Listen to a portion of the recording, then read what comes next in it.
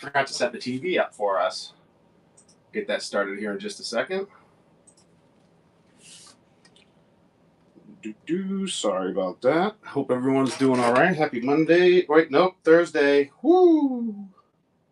Yes, I am with it. I'm hip. I wasn't asleep all day with a killer headache or anything and just woke up. That's not what's going on here. Oh, cool. There's only one dude in here. Well, welcome, dude. I'm just getting set up real quick. Bear with me.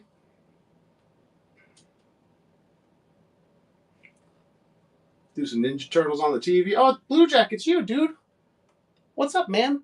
Hey, so here's the thing I want to bounce off you real quick. Do you still sell like Ninja Turtle stuff, or do you just do the art shows? I was curious. Like, did you have like inventory? Like, I remember I bought that slab off you on a show where you weren't really doing too much drawing. You were more like selling like kind of like retail stuff. Do you still do that, or is it just the drawing shows now? I was curious. The reason I ask is I'm putting together a Ninja Turtles raid train. I wasn't able to get. There was supposed to be 10 sellers in it. It's July 12th.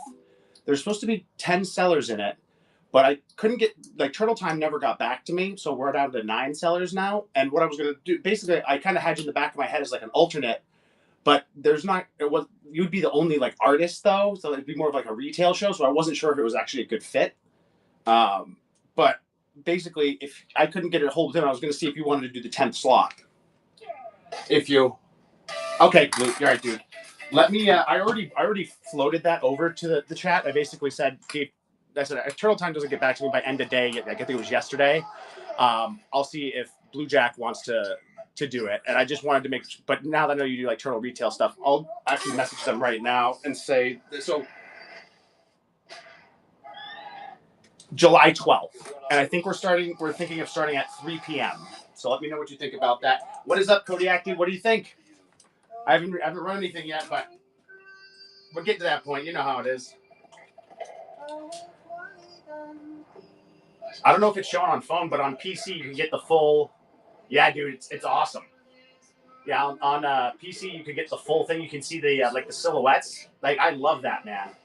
Like, it's one of those things where, like, I was trying to figure out a way to put it on the stand. Like, I can put it on the back here. I'm never gonna run anything. I can put it on the back here, and it'll kind of be like the silhouettes up on the top. And I may end up doing that because it still holds it. I could always cut like little baby notches in there. You know what I mean? And I could set that up just because like I said, I love it. But for now, I think it looks great there. You know, the other thing I like is the token. I love the. I mean, I love the whole thing, but the token was like, I was like, super cool. I love that thing. Like, it's like a little look. I'm gonna figure out a place for it. It's like a little looking for TMNT dollar. Yeah, absolutely, I will. Dude, it seems really sturdy.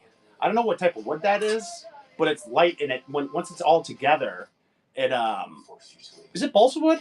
But once it's all together, it's solid.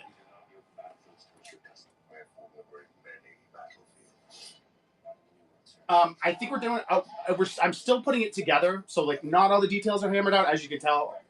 But I think I'm going to start at 3 p.m. and do half-hour blocks. That's kind of my next step. Once I get all the sellers locked in, which I said, I've got 9 right now. Turtle Time never got back to me, so I think I'm going to have you in that slot. And if you have a preference here, Blue Jack, do you have Facebook? Okay, birch plywood. Okay, cool. Blue Jack, if you don't mind, why don't you in Discord send me a message with your Facebook?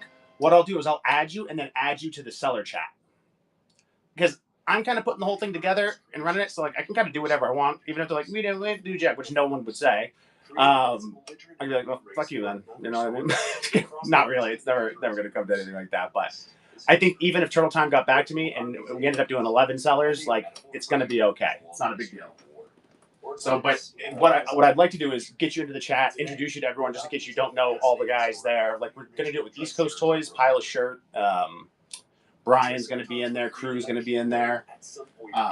So I figure, and not to say that you can't draw, you know what I mean? It's just kind of, you would be like the only one drawing. So like, I didn't want like it to be weird for your, I didn't want it to be like, I want to make sure you had stuff that you could sell and make money on, like, as well, because faster, because it's, like I said, a half-hour block. And I don't know how many drawings you could kick out in that amount of time and how much money you'd really make, or if it'd be worth it. It'd be good exposure, but it'd be good for you to, advertise that you do drawing shows, I think, and then try to sell some retail stuff. Inspirations from other classics like Star Trek and Star Wars. If you're not a piece of pile of shirt, I thought you were saying piece of shit. I'm like, what's piece of shit levels? Yeah, dude, absolutely it is. And the Triceratops Republic. The intention was to avoid making. Yeah, dude, who's gonna say it's not but me? You know what I mean? Like I said, this is my idea. I'm putting it together. It's a collaborative effort, like absolutely everything I do. But it's kind of one of those things that, like, no one. Yeah. You don't need to have any grails, keys, or big this or big that. You know what I mean? Like, or high priced items. Like, nope. It's just a kind of just a fun thing we're doing to hopefully get bigger sellers some more sales and get more exposure for the smaller sellers. That's all. There's some evidence of the theory that the Triceratons and the Styracodones descended from one ancient race. This possibility is an embarrassment. Yeah, you sure did. Who'd rather have nothing to do with the other. In fact, you sure did. Check this out. A less aggressive version of the Triceratons have allied with the Utrons in their efforts to stop the spread of war and I can put, look, I've got different customizable things that I can do. Love this one. And as the #1 true metalhead fan of the community, this was really nice. Look at that, dude. Like the amount of detail he achieved with that. And I don't know if he hand painted it or what. That was going to be like my first question, is how you did the colors, man. But isn't that wild, man? And so he all custom made it, dude. And like several people over the last, couple months or whatever, several months, and when I was at like Free Comic Book Day, they like offered me free stands. I was like, nah, I got one coming. And like I've seen that, every now and then, every couple months, he'll send me some of the work he's doing, and he's a little bit of a perfectionist. So he'll be like, look at what I made. Like, this is cool. I'm like, yeah, send it. Like, and he's like, well, hold on, I'm still working on it. I'm like, okay. Like a couple months. Hey, check this out. I'm like, oh, that's awesome, man. Send it. He goes, oh, well, I'm still messing with it again. It was totally worth the wait. I'd do it all over again in a heartbeat. Hand painted, man. Holy shit. You did an awesome job. You know what, man? You did such an awesome job. We're going to do something special for you today. You see this? I've had this mystery item sealed. I wonder what it could be. Anyone want to take any guesses? Some of these asteroids were made into factories, universities, research centers, and don't do what, man? We're just going to unbox. Let's see what's in here. Oh, packing slip. Very nice. A little bit of paper. What could it be? Oh, interesting. It's all wrapped in bubble wrap. Let's take it out. What could it be? Oh, man. Only a true fan would have one of these. Is that a Clear Eyes Metalhead? The Clear Eyes variant? It looks red, but if we shine through, it's very clear. It's like you see, it's not the darker red. See how it's like light like that? Kind of almost orange or yellow. It's not quite yellow, but oh, man. Every metalhead fan in the world needs one of these. Oh, no. Did it come with accessories? Get out of town. Wow. Wow. Oh, wow, dude. It comes with the backpack. Oh, it does come with the copter, but it's broken. One of the things is broken. And then, no way. Check this out. It's got the radar. Wow. Man. As the #1 metalhead fan in the community, I'm really happy to own that. Did you want to see it again? It's near complete, not perfect complete. Would cause sudden death. However, the dosage of this drug has to be customized for the same effect of damage. The guide also lists some Triceratops vehicles, like the atmospheric air car, an open vehicle with no armor for passengers or crew. Then, what on the stand? Oh, you were saying, don't do that on the stand. Brian, what's up? Dude, you just missed, we did our first Looking for TMNT unboxing. And look at what it is. It's the Clear Eyes Metalhead variant. He comes with his backpack. Isn't that cool? I feel like every metalhead fan needs one of those, right? You're not really a metalhead fan unless you have one. Dude, the stand is amazing, isn't it? Those are the Puma Malo TMNT shoes. I think there were 3 or 4 variations. There's one that's Raph and Donnie. There's one that's Mikey and Leo. And then there's also a Shredder one that was kind of like more limited. I think you had to buy the first 2 to even get put in the raffle for it. They're size 11.5, and they're not for sale. However, I could dollar start a Clear Eyes Metalhead if you guys want, since Kodiak wants to fuck around. What do you guys think about that? And we didn't hear from him for the rest of the show. Is it your size? That's funny. Their area of control was less populated than their enemies' territory. Get out of here. Pilot Shirt Raid. What up, guys? How's it going? Hope you had an awesome show, dude. I appreciate you. I'll run a little givey for you guys if you want. I got some clear Ninja Turtles mask pins to throw up for you guys.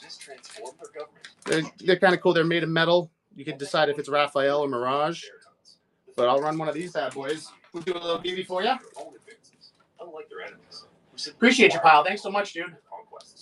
Anytime you do that, I'm happy to throw a little givey up for you dudes. They're not restricted by we appreciate you guys. Which allows them to make unexpected alliances whenever they find. And like I said, it is metal. It's nice quality. These alliances help them considerably to keep the Triceraton Republic contained. While the humans are outnumbered 30 to 1 by alien races in the Federation territories, aliens are not considered citizens. They're subject to taxes and the occasional unjust. But yeah, pal, if you're still there, we were just talking about the and this will just be a followers givey, guys. Which I covered in another video. Canon or not, We're just, I don't know if you're still there, but we're just talking about the raid train, and Blue Jack might take Turtle Time's spot. I'm going to add him to the chat, introduce him and all that stuff, but he does art, and he also has like retail stuff to sell, so I think that we could fill that 10th slot with him. All right, we'll start the giveaway. Get its first metal TMNT mask pin. Get in there. 5 minutes. Like I said, it's made of metal. I can actually just open it. I won't send you guys an open one, but awesome. He said, he's like, do I need to have Pilot Shirt level stuff? And I was like, nah, no one's got Pilot Shirt level stuff. We all just live in the shadow, you know. So good luck, guys, on the giving. And yeah, yes. That's a great way to put it. Organic sweetener and an extreme amount of sodium. Help me, Obi-Wan Kenobi. But Ultimate Punisher gives balance, daily hydration. It's nice down here, or is it up here? I forget.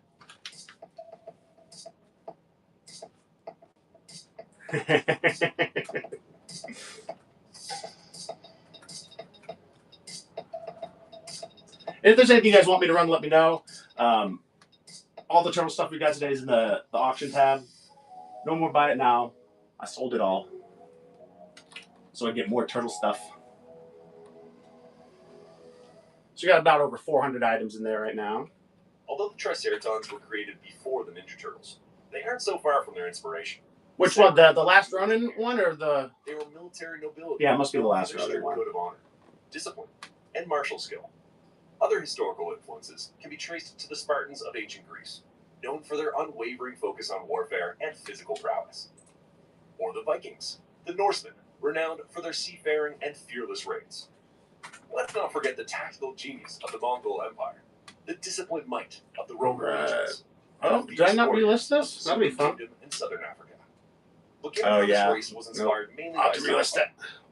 We're not going to do that, though. If If anyone wants this, just let me know. Klingons from Star Trek, and the Sardaukar from the Dune series, which in turn may have been inspired by many other. Yeah, guys, like I said, get in the givey there. It's just a followers givey. Their presence in any Ninja Turtle Ooh, story Secret of the Ooze. This was actually published by Tundra, which I actually didn't know until I looked it up. Archie Adventure series. One of the, I don't wonder if that's the only. That's an interesting trivia question. I think I'm going to do like a TMNT trivia with like prizes and stuff at some point. I'm going to try to make it like the world's hardest TMNT trivia.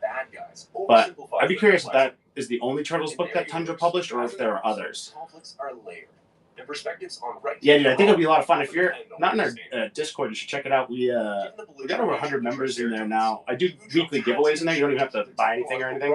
I just you click an emoji in the Discord, it enters you, and at the end of the week, I give stuff away. And I think I'm going to do like a trivia event there with like prizes for like 1st through 10th place. You know what I mean? Allowing them to deploy troops. Like I could do like 1st through 5th are like physical items, and then like 6 through 10 are like coupon codes for the store or something like that. To create his own version of the device. But there was a catch. Oh, thanks for asking that, dude. You know what? It's funny. Going into that story, I fully expected it to be Raph, and I feel like a lot of people did. And so I thought it was a pretty cool twist, because I didn't get that spoiled for me before I read it. That's a pretty cool twist to have it be Mikey, because he's the kind of the turtle I think you'd least expect going into it with no knowledge of it whatsoever. So like it was one of those things where, like I said, fully expected it to be almost like a. They kind of did it with the new Night Watcher series too. Like I was like, "Ooh, Night Watcher! It's going to be a book about Raph." And then the Night Watcher's Jenica. Sorry, spoiler alert. It's been out for a while now. It's like almost a year or more. So like, that's a kind of a fun little bait and switch thing that they can do. You know what I mean? Just be like, who's it? Which turtle is it? And I was like, oh, like it's clearly Raph. He's like all about this dude's all about like vengeance and like, you know, he's crotchety and like everything Raph is. But it ended up, you know, having that added layer to the story of, you know, how much Mikey's changed based on what had happened in the past. After the Californian city of San Ramon, which right. was also named after a Spanish saint. You know, man, it's funny, Vontae. At first, I kind of was like that. I was like, oh man. Same thing with Night Watcher, the Night Watcher series. At first, I was like, oh man, I wanted this to be a Raph story. By the end of it, though, by the time they're both laying in the junkyard there at the end, I was like, I wouldn't change a thing about this story. You know what I mean? Like, no notes. That was basically my. I closed the book. No notes. That was great. As a hostage on their way out. Considering the turtles terrorists. Agreed. Oh, Vontae, congratulations on winning the Givey, dude. I'll have that out to you tomorrow morning. They would have died there hadn't it been for the transmat beam sent from the Earth. Oh, you're so welcome. Thanks for hanging out with us. Check out the Fugitoid video. We appreciate you hanging out, chatting turtles, watching turtles. No matter what, you're always welcome here, whether you're shopping with us or not. Oh, you didn't see? Sorry about that. It is for, and it'll be sealed when it arrives, but it's a metal turtle's mask pin. The Utrons tried to return the Triceratops. I'm going to try to hold it. It always gets blurry. It always tries to focus on the background. But yeah, you can decide if that's Raph or Barrage. There you go. I guess it'll be Raph. This didn't stop the Triceratops from trying to get their hands on the transmat device again. This time, Raph, that is correct. But without success. Sort of. Have you read it? Zog Matt paid a steep price for surviving Earth's atmosphere. It drove him insane. Right. So I think, if I remember correctly, and of course anyone correct me if I'm wrong. Raphael encountered Zog and convinced him that she was technically finished off by Hiroku. Kind of pulled the plug on her, if I recall. Zog died. Or was that not her? I thought it was. The fate of the third Triceratops remained a mystery. But yeah, Raph took her down in the water. Mission led by former DARPA agent. That's why the turtles infiltrated a Nevada base teeming with extraterrestrials. I think it's just a Turtles appearance. It's an older comic that the Turtles appeared in. Around the time that the Turtle Mania kind of was first kicking off, there was a lot of crossovers. Yeah, I know, right? Why they got guns? We can take a look at it in a minute if you want. Like I said, it's just an appearance. Like there's a ton around that time. The Turtles were crossing over with all sorts of stuff, like Vikings and Flaming Carrot and Savage Dragon. Well, Savage Dragon a little later. And as a result, their ship was falling apart, and their resources were almost depleted. Initially, these Triceratons were following the trace remnants of the transmat beam. They lost the signal, suffering a virus that almost killed their entire population, and ended up lost in space. That is, until they received that beacon from Earth. The Triceratops. You want to see it, dude? You don't have to buy it. You just check it out. Betraying his rescuers. By the time I'm not really asking. I'm going to do it regardless. The place was under attack by the Triceratops. But since this attack wasn't going well for the aliens, The Triceratons prepared the ship for a special maneuver known as Warp 8. This would slingshot the ship around the system's Where sun is it? There it is. in order to impact Earth. The result would have been similar to the asteroid that killed the dinosaurs. Yeah, isn't that fun? This way, the Triceratons would finally find it on Ask me if I'd rather look at comics or run things. Awesome. So there, check it out. Turtles with Guns. Bronze, gifted with mental abilities, tricked Short story called The Road Trip. I think this only appears in here. Like, I don't think it's been reprinted in anything else. I could be wrong about that. But kind of classic Turtles pacing through here, you know. It basically reads like a movie. And that's it. We're on to other things. But yeah, the Turtles with Guns, I think, was just a kind of an attention grabber more than anything. You know what I mean? Because like I don't think they actually appear in any of these other stories like with guns. Prime leader Xanramon was deposed. On the other hand, the Turtles became famous after their success in the arena. Well, anyway, that's it. Pretty cool. Named the Savage Shellians. This inspired the Triceratons to create a martial art named Jack Uhaso, which translates as gentle death. Oh, Vontae, that's awesome. Popular for its simplicity. Gotta get the classic rooftop pose, eh? That's a good one. Triceratons I mentioned earlier. Well, in Volume 4, Earth became a hotspot for transmat tourism, attracting none other than Regenta Sericulus of Enu Minor, Seri for short, a Protoceraton who embarked on one of Michelangelo's tours. This adventure got out of hand, and Michelangelo... Look at my new stand, guys. My new comic stand is so awesome. Created by Kodiak. The man. They whisked Seri and the eggs away, and took Michelangelo... We got a lot of cool dudes in here today. While in prison, Michelangelo... You can tell who they are because I make them mods. Azog, who'd been imprisoned there for 32 years. Michelangelo saw someone who looked like the Regenta one day. He tried to ask Brian, I think he was quickly returned to the yard. Oh, I gotta actually check Discord. I'm going to Seri had betrayed him, even though I think Blue Jack's gonna do the raid train with us. That he was probably mistaken. In a heroic act of sacrifice, Azog gave his life to help Michelangelo escape. Wandering this alien world, Michelangelo encountered the Zerk terrorists. So yeah, because I couldn't get I didn't get a reply from Turtle Time, and like I gotta get the thing going. Like I wanted to give everyone more than a month's notice, but like get it together with a month's notice. So like I want to like nail down the time, nail down the order, and then we can start advertising. I mean, we can start advertising. Dismissed any hope of peace, deeming the What? Imperium beyond redemption. They resolved to eradicate the Steracodon race. What? That's still reeling from what he perceived as Seri's betrayal. Michelangelo joined this death crusade. I already analyzed the story in my Volume 4 video. Since the story is incomplete, it's hard to know exactly Athena, the intentions of the Triceratons. you're quite a character. Hold on, 1 second. But between Volumes 2 and 4, there was a volume published by Image Comics. This stint in the Turtle story was initially considered canon, but was later relegated to non-canon status by Peter Laird. In that story, Leatherhead and his Utrum friend, Dr. X, were working on a new transmat device to finally be able to join the other Utrums. They tried the device on Leonardo, and when they beamed him back, he appeared with the Triceraton Commando. They defeated this Triceraton, but that was just the beginning. The Triceratons, it turned out, had their own transmat technology. They traced the beam back to Earth. Before you knew it, Triceraton Commandos were teleporting in. First 4, then more, as they commandeered the device for their own use. The Turtles, in a desperate move, sabotaged the device and made a narrow escape. But the Triceratons, relentless as ever, began repairs. They soon locked onto a homing beacon signal from none other than Zog. Here's where things got really tricky for Donatello.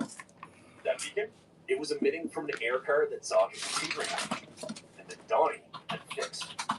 Imagine Donnie and Sarah's surprise when a Triceraton popped up right there.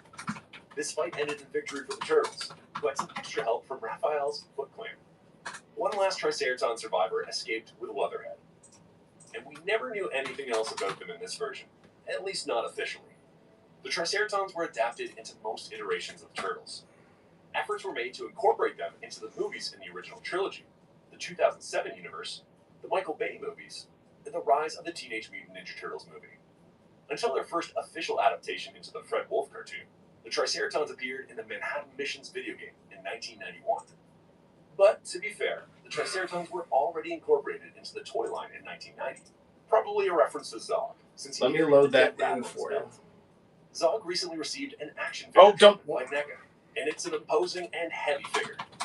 In wrapping up, it's clear that the Triceratons are more than just formidable foes in the Teenage Mutant Ninja Turtles universe. They are a reflection, a mirror, if you will, of humanity's own turbulent and war-torn past. Their intricate interactions with other races, like the Siracidons and Utros, go beyond simple good versus evil narratives. They paint a picture of a complex, multifaceted geopolitical landscape, mirroring our own world's intricate and often convoluted international relations.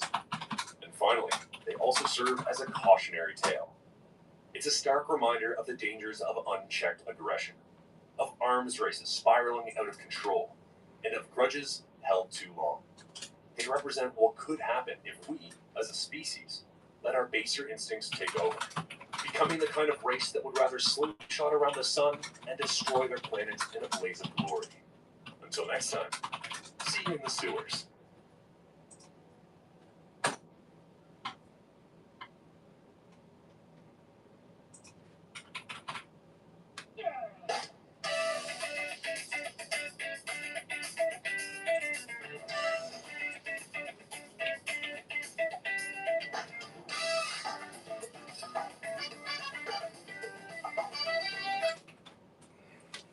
Hotels.com is where you go to choose from hundreds of thousands of hotels and earn rewards on every stay. It's exactly what it sounds like. Unlike chicken fingers, which are not what they sound like. When you hear Hotels.com, you think hotel rewards you can use like cash. No blackout dates. Because Hotels.com is exactly what it sounds like. Hotels.com. It's all in the name.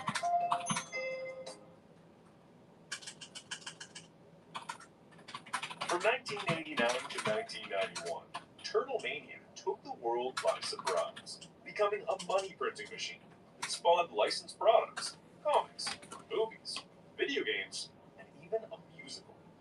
But after that impressive stretch of growth, people assumed it was only a matter of time before the Teenage Mutant Ninja Turtles became irrelevant, back to the sewers they came from. The franchise was about to enter a long, dark tunnel of despair, marked by crises, bankruptcies, unexpected breakdowns, technological disruptions, and ultimately, the breakup of its creators. By the end of the 90s, the franchise would end at its lowest point, dormant and waiting to be awakened by the most unexpected actors in the story. Join me today. Just as I that me explore for the another slow 100. decline I don't know what he's. on this 5th episode of History and a Half Show. Before I dive into this episode, I recommend you read Andrew Farago's book, TMNT, The Ultimate Visual History. It's been a valuable source for these videos. Now, let's get back to our history series. Chaos had long been the norm at Mirage Studios, but Turtle Mania took it to the extreme, pulling Kevin Eastman and Peter Laird away from their creation into managing a multi-million-dollar franchise. By the end of 1991, they realized this couldn't continue, so they brought in their accountant, Gary Richardson, as CFO to restore order. Until then, Mirage worked on informal agreements with friends and guest artists who contributed to the comics licensing effort. They were paid full-page rates, royalties, and reprint fees. Fair enough, the franchise was small. But once it exploded, Mirage struggled to fend off random copyright lawsuits. Every time a story Mirage didn't technically own was reprinted overseas, they had to track down... Thank you so much. I don't think you can't hear me, right, dude? No matter how minor the contribution. Lawyers urged Kevin and Peter to formalize their ownership so that no one could later claim rights. Mirage sent retroactive contracts to past contributors. There were two main types: a work-for-hire agreement, which confirmed Mirage owned the material, and a character buyout, which clarified who controlled new creations. In some cases, creators could keep their character, unless it was adapted into the toy line cartoon, in which case they had to either sell the rights to Mirage and receive 50% of the royalties or hold on to them, make the character unusable. Special pressure was put on these creators. Anyone who refused to sign risked having their stories deemed unprintable, outside Mirage's control. They subset some collaborators. All right, we're going to run a giveaway for this promotion that Athena ran for us. Thank you so much, Athena. Still, most understood the legal necessity and stayed on good terms with Kevin and Peter. Some artists, like Rick Beach, we're going to do the giveaway for leaving their stories. Another TMNT mask pin here. I'm just going to put the giveaway together. These artists continued releasing stories. Howard had a special that year, titled The Haunted Pizza. Having said that, this brought enough order to Mirage for Kevin and Peter to resume working on the comic. The guest era was finally over, and plans were made to create an ambitious saga of Volume 1, City at War. The saga kicked in with issue number 50, which would be the last major Eastman layer. All right, and this is just going to be a followers giveaway, guys. So no purchase necessary. It'll be for one of these Turtles mask pins here. Go ahead and get in there. And big thanks to Athena for sponsoring this giveaway and show. They have no idea how much stuff they've got coming here now. Setting up shop at the street level of an apartment building. To mark 8 years of TMNT, the milestone 50th issue, Mirage organized TurtleCon on August 23rd, 1992, in Portsmouth, New Hampshire, at the same venue where the Turtles had debuted in 1984. It was the first and only official Turtle convention of the decade. Despite the legal turbulence, Mirage seemed to be regaining momentum, but the industry itself was shifting. In 1992, superstar artists Jim Lee, Todd McFarlane, Eric Larson, Rob Liefeld, Will Spatasha, Mark Silvestri, and Jim Valentino launched Image Comics. Yeah, hop in that giveaway, guys. It's for a metal Teenage Mutant Ninja Turtles mask pen. Promised creators ownership of their work, creative freedom. Given the popularity of these artists, their comics became instant bestsellers. All right, we'll get that over to Athena. Image represented what Mirage and Tundra had always hoped to achieve. Let's do a little raft. We'll do a little raft. Unlike Mirage or Tundra, Welcome in, guys. Check the show notes for info on the show and give us a follow for regular Turtle shows. like Rick Beach and Steve I don't know why I still have free items in my buy it now, but we're going to fix that at some point here.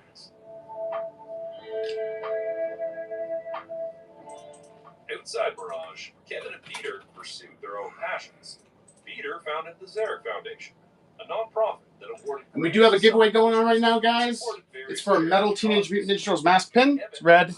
You can decide if it's Raph or Mirage. The museum was a non-profit. I didn't mean to run that for 30 seconds. Getting this thing to focus, such a pain in the butt. The museum housed around 20,000... But pretty cool. Hop in the giveaway. It's just a followers giveaway. Jack Kirby and Frank Miller, many of which were loaned from Kevin's own collection. Where? Gained recognition for its events, which allowed fans and artists to meet in person. Kevin soon invested in a publication that was closer to his heart. Heavy Metal Magazine was... Welcome back. Can you hear me, Athena? I forgot. Publications. When the company was bought for its IP, the buyer had no use for the magazine. He sold it to Kevin for $500,000. For Kevin, this was a... Oh, you can hear. Did you want me to... I delisted the lot. I just don't want anyone else to buy it. So, and I said, I'll still send you bonus stuff, like toys and stuff for your kid and extra books. And I'll still take the $75 off the lot if you want it. So I can put it on the show for $250 instead of the $325 we agreed on. No rush, like I said, or pressure there. But if you said, like, I'll do both. I'll send you guys some cool free stuff. And I'll take the 75 off the lot if you want it. If not, don't worry about it. The listing will still be there after the show. Okay, just give me 2 seconds. I'll put it back in. Peter combined business with his love for motorcycles, founding Team Mirage, a real-world motorcycle race. That's why I wanted to try to make sure you saved on the shipping. Kawasaki's, and involved multiple riders across disciplines. This team was also managed by Gary Richardson. And we'll do it. We'll make sure that we'll do your video receipt too. It'll be easier than having you buy it now. That way you can always check the receipt. Set the Turtles on a second world tour. This time, so that's going to be. This is going to be a dope deal. Crossover featuring the Mighty Mutanimals, who had just launched their own ongoing series. That same year, the Turtles also teamed up with another urgent group, the Conservation. All right. In the UK, So it's going to be, two-page reprints of the and it might not all fit on the new stand, but the movie adaptation, But when prequel, just 2 issues later, a clear Mikey, sign that demand for the Teenage Mutant Hero Turtles is fading. Donnie, From September to December April, 1992, the 6th season Leo, of the Fred Wolf cartoon was aired on the Vikings Farm. signed and individually numbered trade paperback, and the volume 2 number 13 error. And so, yeah, I think it was like 450 something worth of books, but we'll just run it 250. And like I said, you'll still get bonus stuff for that volume 4 order. Both CBS and ABC were losing the Saturday morning slot to the new kid in town. Oh, no, don't. Yeah, I did it. Yeah, okay, I put it up for 250. Just making sure. 28% of kids watching TV, with a 4.28 Hey, Jeezy. share in the Nielsen Station Index sweeps. 250. So it would be, we had it for 325. I took 75 off, so it's down to 250. Turtles cartoon was starting to feel stale. And for the giveaway. But you know what? Let's do this, dude. Let's do 220 if you want. It featured the return of characters like Slash, Kerma, and April's aunt. You're very welcome. Such as Shriga. Because you did the community boost for 30, I'll take another 30 off. That way, that was basically free. The Arctic Ocean. Around this period, likely in 1992, legal troubles arose between Fred Okay, cool. No problem at all, dude. Mirage Studios. Yeah, I'll get rid of this listing. Mirage sued Fred Wolf for failing to honor royalty obligations. Always appreciate you one way or the other, dude. And never, like I said it to you a million times, but never a problem, dude. Happy to pull stuff for you, work it out with you. And if we don't want to do it, we don't want to do it. Ain't no thing. Putting the turtles in the sewers, jumpsuit. All things that were clearly depicted. Yeah, let me just make sure you'll get more than $50 worth of stuff. So look out for that. Love for Pizza or the Channel 6 News were indeed created for the Fred Wolf cartoon. These lawsuits were settled. All right, let's do another giveaway. Welcome in, guys. We're just doing followers giveaway here. I really appreciate that, dude. And I would never do anything to. I would never do anything for that to change. By Mirage artist Ron Brown. No, stop that. No more. Thank you. Thank you for the boost. Thank you for the tip. Thank you for the understanding with the book. And now I'm just gonna send you some more stuff, man. I really appreciate you supporting the show, dude. No more though, please. I really, like I said, you have no idea how much that means to me, how much I appreciate it.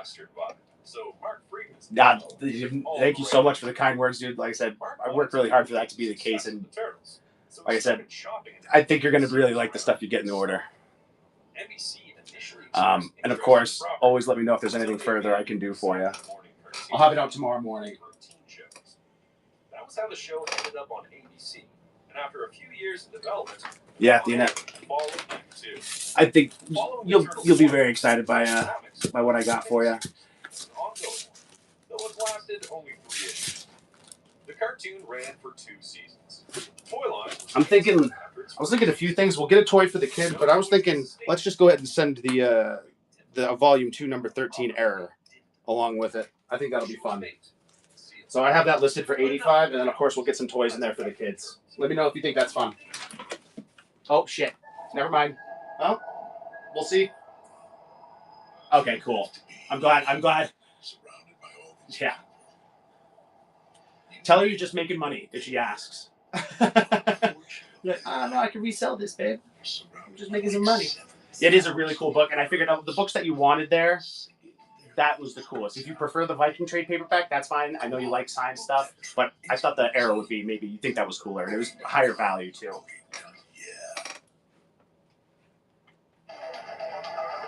Make every day feel epic in the all-new Hyundai Palisade. I could do this all day. The Hyundai Palisade comes standard with America's best warranty. Visit your local Hyundai dealer today. We're gonna delete that item too. Premium prices. It's an all thing. Watch the FIFA World Cup 2026 live on Fox 1, June 11th through July 19th.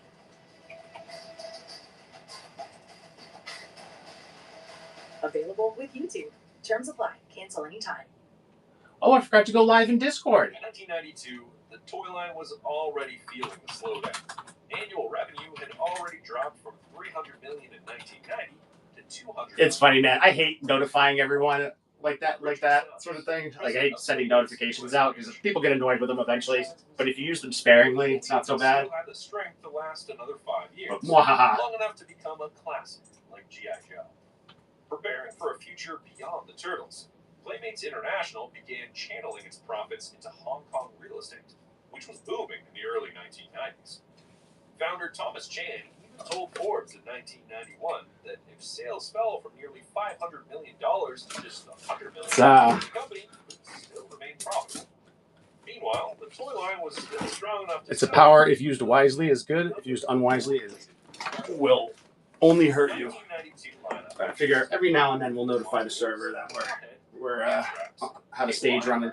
Scaletail and Dr. L, along with a wave of variants. Oh, right. Oh, man. The popular movie Turtles. Playmates also released many vehicles this year, including the Turtlemobile, and it almost introduced a giant secret... All right, guys, we're on one more giveaway here. It's just a followers giveaway, so feel free to give us a follow. We run Turtle shows at least 3 times a week, or 2 times a week right now, every week. Visit lookingfortmnt.com for more information on us. Giveaway's up. It's for a metal Teenage Mutant Ninja Turtles mask pin. Pretty cool. It's red. You can decide if it's Raph or Mirage. But we can get this to focus. Levels, bosses, and moves. Yeah, like I said, just the followers giveaway. Appreciate you guys hanging out with us. We do Turtle shows, like I said, at least 3 times a week, every week. Levels, music, story, and animations. Both games were well received. Konami also pushed update our inventory regularly. We're going to have some really fun stuff coming up next month as we move to New Hampshire, our last stop at home of the birth.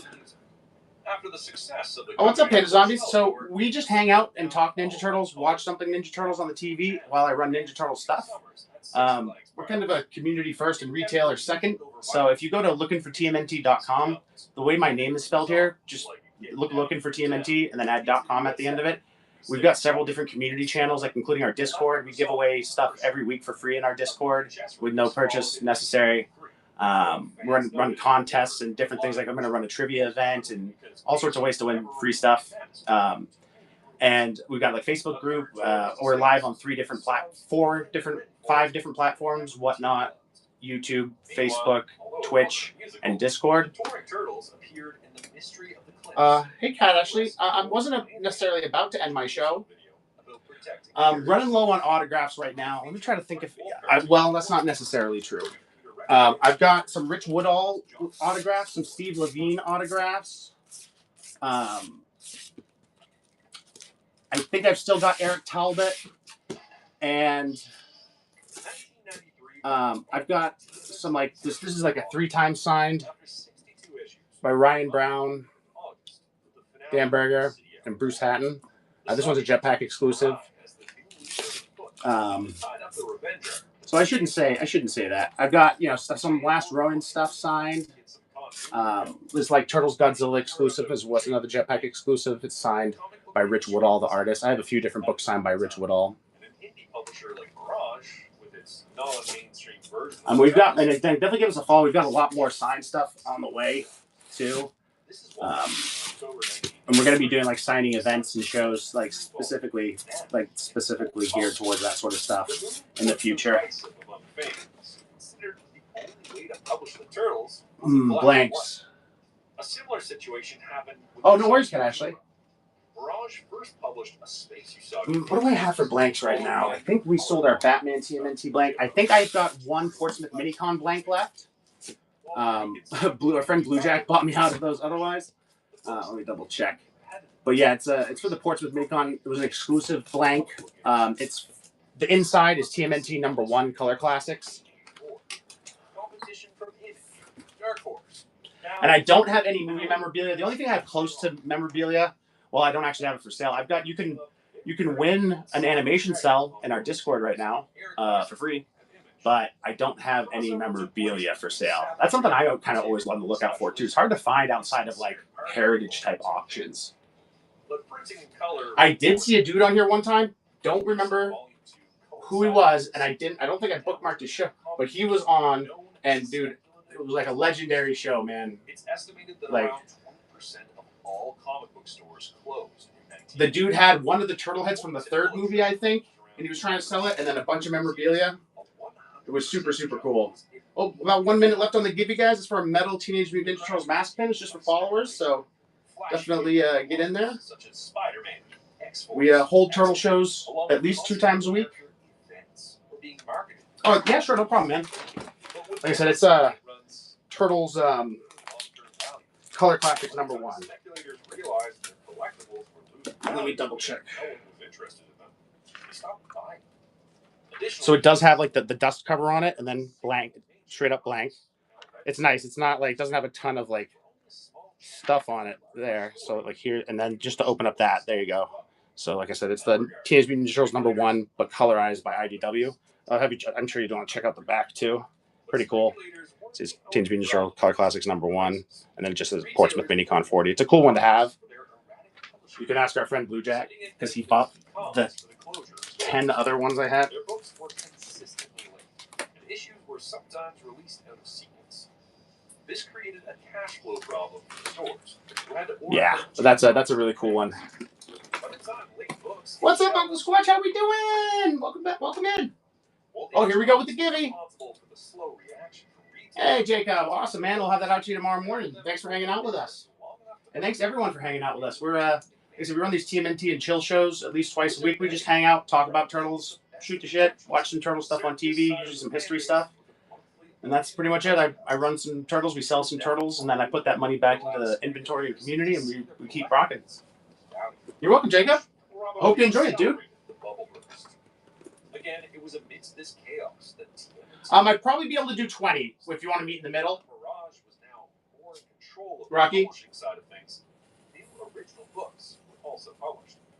Following the Dino craze of 1993, Jeezy, Mirage published that is true. Dino Island, a 2-part miniseries by Jim Lawson. That would One of our favorite things to do is to get looking, talking about. anthology series titled Plasma. I do have some for number 13. I do have I think I've got both the ratio and the regular cover.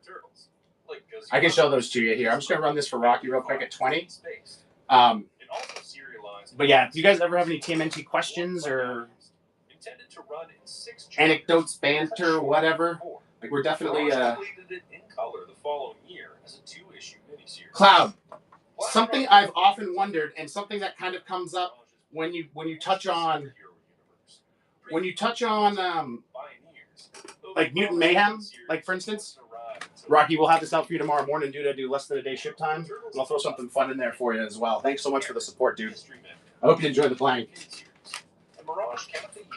But so like in Mutant Mayhem, that question's kind of answered because the turtles are going around stealing shit. Like out of the Raph steals some protein powder out of the shipping container to get the Doritos. You know, but there's obviously a debate about that because the turtles are not supposed to steal, right? Like they like stop people from stealing. Like they'll stop muggings and stop robberies and stuff. But so they should really be going around doing that stuff. Not that they were mugging anybody, but so they kind of answer that in Mutant Mayhem, but some people think that answer is kind of unacceptable because it's not true to the original content, I guess you could say. I've long wondered how they get the pizza, but it makes sense that they in the first movie anyway, they give the delivery driver a hard time because they probably don't have much money, you know? I wonder if they just find it in the sewers. Yeah, BT, agreed, you know? From the sewers, from a dumpster. I mean, I'm sure people drop money, you know? So maybe one of those things. But it's curious. Like I said, Mutant Mayhem tried to answer it and say, oh, they steal all the stuff. But I think most people have always just kind of been like, they must be getting it from the sewers. You know what I mean? Solve the animation side of the equation. And yeah, random obscure turtle facts are what we're all about.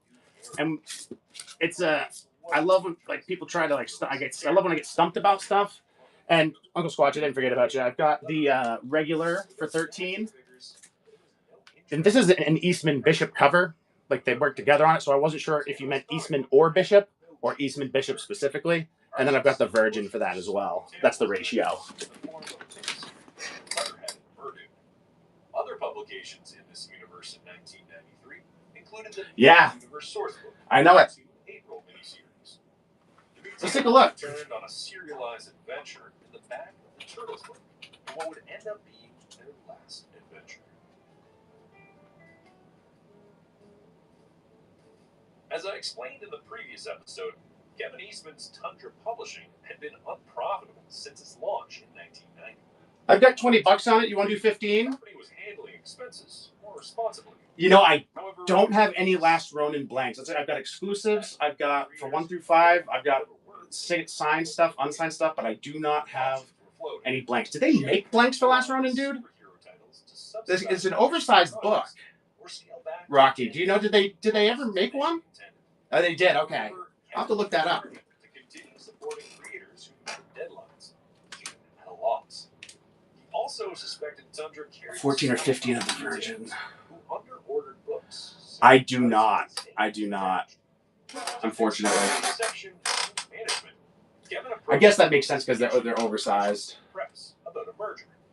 He believed Dennis could make the hard editorial calls. Yeah, I can run this one for 15. If there's anything else you want me to run or bundle, let me know, dude. $1.5 million for the first year, ensuring Kitchen Sink could attract creators they usually couldn't afford. While Kevin continued to bankroll unprofitable projects he wanted to see in print. On paper, it appeared that Kitchen Sink had acquired Tundra, with Kevin. Oh, cool. No problem, dude. I'm glad you checked. A structure that baffled some in the industry, as Kitchen Sink was the smaller company. Kitchen Sink moved from Wisconsin to Northampton to integrate operations, but the merger coincided with the comic market crash. Profits never materialized. But Uncle Squash, good to see you either way, man. Thanks for popping in. It's always good to see you, dude. I hope you've been well. Still, this period did see the long-delayed. I gotta look into this. Was it an exclusive or was it part of the regulars? I don't. For some reason, and hey, we did it. I'm stumped. For some reason, I don't remember any of the regular covers being blank. I wonder, was it exclusive that they were blank, or was it part of the regular? A movie that was conceived in 1990. Like for number 1.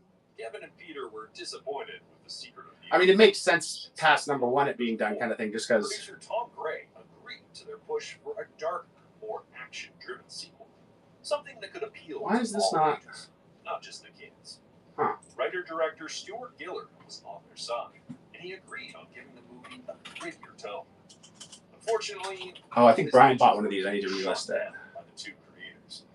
It was only during yeah. a casual conversation about time travel movies that he and the creators agreed on sending the Turtles to the past. The film had some temporary subtitles. Oh, it's Mexican. Is that why? That might be. I don't. That is a gap in my knowledge. A lot of international stuff, like a lot of the weird Russian collections and stuff. Like I know they exist, but I've never done the deep dive into that stuff. You know. Golden Harvest anticipated weaker box office returns and cut the budget to $21. I know JC dips around in that stuff. The cost-saving move was replacing the Jim Henson Creature Shop with Eric Allard's All Effects, a local company that developed its own performance system for the Turtleheads. The Turtle Den set was relocated to Astoria, Oregon, where feudal Japan was also recreated for the shoot. The story centered on the Turtles traveling interesting. to battle English trader Dirk Walker, with their actions loosely inspired by James Clavell's Interesting. Shogun, sparking the Edo period of Japan. Released on March 19, 1993, a date celebrated as the first TMNT Day, the film grossed about $42 million domestically and approximately $54 million worldwide. It's believed that the movie made a small. Get out of here! You're not supposed to be here. Later found an audience. Get out of here! No. I'll see you in Discord. Get gone. I'm just kidding, Brad. I'm good to see you, dude. I hope you're having a great day. The change in animatronics. Always great to see you, man. This, paired with the shrinking audience of the franchise, may have been the reason. And I think that speaks for everybody too. Box office. For Golden Harvest, it was clear that the Turtles were losing steam. Jeezy, if you want, send me a picture of it. I can try to help if you do need help. If I can't do it, I can forward it to someone who is more knowledgeable on the forward stuff than me. But yeah, Brad, great to see you, dude. Hope you're having a great day. And welcome in, everybody. Thanks for hanging out with us. Check the show notes for info on our shows and visit lookingfortmnt.com, just the way my screen name is spelled, but with a .com at the end. here for links to our community. We do giveaways every week in our Discord, coupons, free stuff, contests, and more. Dude, I love that. I love when my local comic stores do that. Like, some people like get like with subscriptions and stuff. Some people get like salty for some reason. I don't know why, but I love when like I'll go in and they're like, "Oh, we just threw that in because we thought you might like it," and I'm like, "Thanks, guys. Like that's awesome that you thought of me like that." You know what I mean? Like, I get that they want to sell more funny books and make more money, but at the same time, like they're kind of looking out, to make sure that I don't miss anything. So it's a win-win. It's one of those win-win things. And like I said, some people in my experience working at a comic store, some people were like, "Why is this in here?" I'm like, "Oh, we thought you might like it." Like, don't do that. I'm like, "Okay, sorry, make a note of that." Try new 10-minute custom framing at Michael's. Simply upload your photo, choose your frame size and color. But like with Turtles, it's great because there's so many crossovers and like miniseries and stuff like that. You can do it on the way to the party. This is actually issue 3. I do have issue 1 for IDW. I've got exclusives. If you were looking for like the Mirage one, I do have like a limited edition reprint of that. But yeah, this specific issue is issue 3. Secured through a 3-year licensing deal. The move was a sign of the times. The FCC was increasing pressure for more. Yeah, lot of different flavors of comic nerd out there. Some of them are a little more are less chill than others. But for volume 5, number 1, we do have for the regular covers. That number 3 is the earliest issue we have. Then we have like 5 through. We have a bunch of different ones. But this is a Jetpack Comics exclusive that is a blood red version of this cover, which is a black and white version of this cover, which was the color special reprint of volume 1, number 1. Shall I go on? Everyone's like, no. Which is a version of this one, which is a take on the City at War number 50, or volume 1, number 50, which was a throwback to the Mirage number 1. So technically, I skipped a step. But we got back there. Yeah, this is IDW volume 5, number 1, interior. Like I said, it's a Jetpack exclusive. But the Power Rangers were also allowed to use real violence against their enemies. That's awesome, dude. It's funny, man. It sticks. I had my subscription at Heroes, and they kind of do like new stuff. They did get a Turtles collection in one time that I kind of went through and picked some stuff out for myself that was really high grade.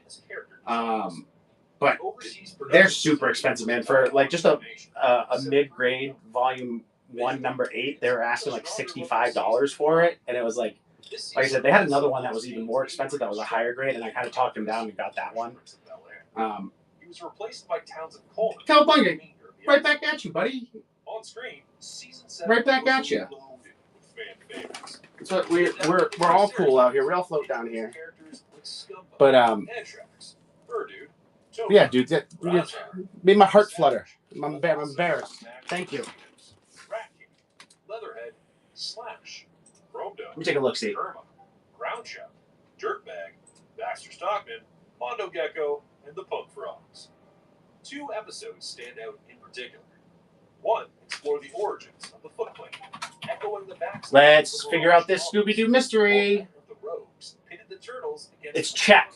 their most dangerous adversaries. Isn't that fun? It's Czechoslovakian. You want to know how I found out? In the top right, there's the currency that it cost. I just looked up what that currency was. Senna. And the rest is history now. But cool, man. I don't think I've ever seen a Czechoslovakian Ninja Turtles comic. I've seen a lot of other countries, but Czech was not one of them. I wonder if that is in any way officially licensed, or probably not. It's fun that yeah, this is interesting. Power Rangers had dominated both TV ratings and toy sales in the U.S., cutting into the Turtles' market share. That year's basic figures included Mona Lisa, Scratch, Sandstorm. Let's see how much it would cost. What's the conversion on that? Variants Get out of include here with this. superheroes, Toon figures, Universal monsters, What? Turtle Trolls, Cave Turtles, and figures from the third movie. Well, if I'm right on this, it says Senna 9600 in the top right. That ZT, I think, is the actual like currency symbol. But converting 9600 Senna to USD right now, it's about 7 cents for that. That's how much that book would cost back in the day. Something tells me their currency has been inflated, or I know ours has, but interesting. And later in 1992, by Midway. Oh, I gotta take a step over that rabbit hole real quick and run the comics. My bad. But great to see you again, Cowbug. I hope you're doing well, dude. And thanks for sharing that, GZ. That's a first for me. Tournament fighters in late 1993, but in 3 different yet similar. Wow. Yeah, dude, that's a steal. The only foreign stuff I have in my collection is like English stuff. I've been collecting Heroes Turtle stuff slowly, just because I think it's cool that the word ninja was banned, and like that. I actually grew up. I lived in England until I was about 5 or 6. Used to have an English accent when I was a little kid. Sometimes it comes out randomly. Exclusive characters included Casey Jones, But I do collect Hero Turtle stuff. with Triceraton, Krang, and Karai serving. But it's interesting that the game had a the logo, like the Teenage Mutant Hero. Did you see how it says Hero Turtles on? Did you notice that? Makes me think that that book was actually ripped from an English book. So like, you know, this. I'm assuming this probably wasn't officially licensed. I'm guessing. I could totally be wrong. It also included its own soundtrack. It's one of those things that I could bring this to Steve Levine, and he could probably have a lot to say about it, which I may actually do, if you don't mind. I mean, how could you stop me really at this point? But yeah, that interests me. The Turtles wouldn't return to mainstream gaming for over a decade.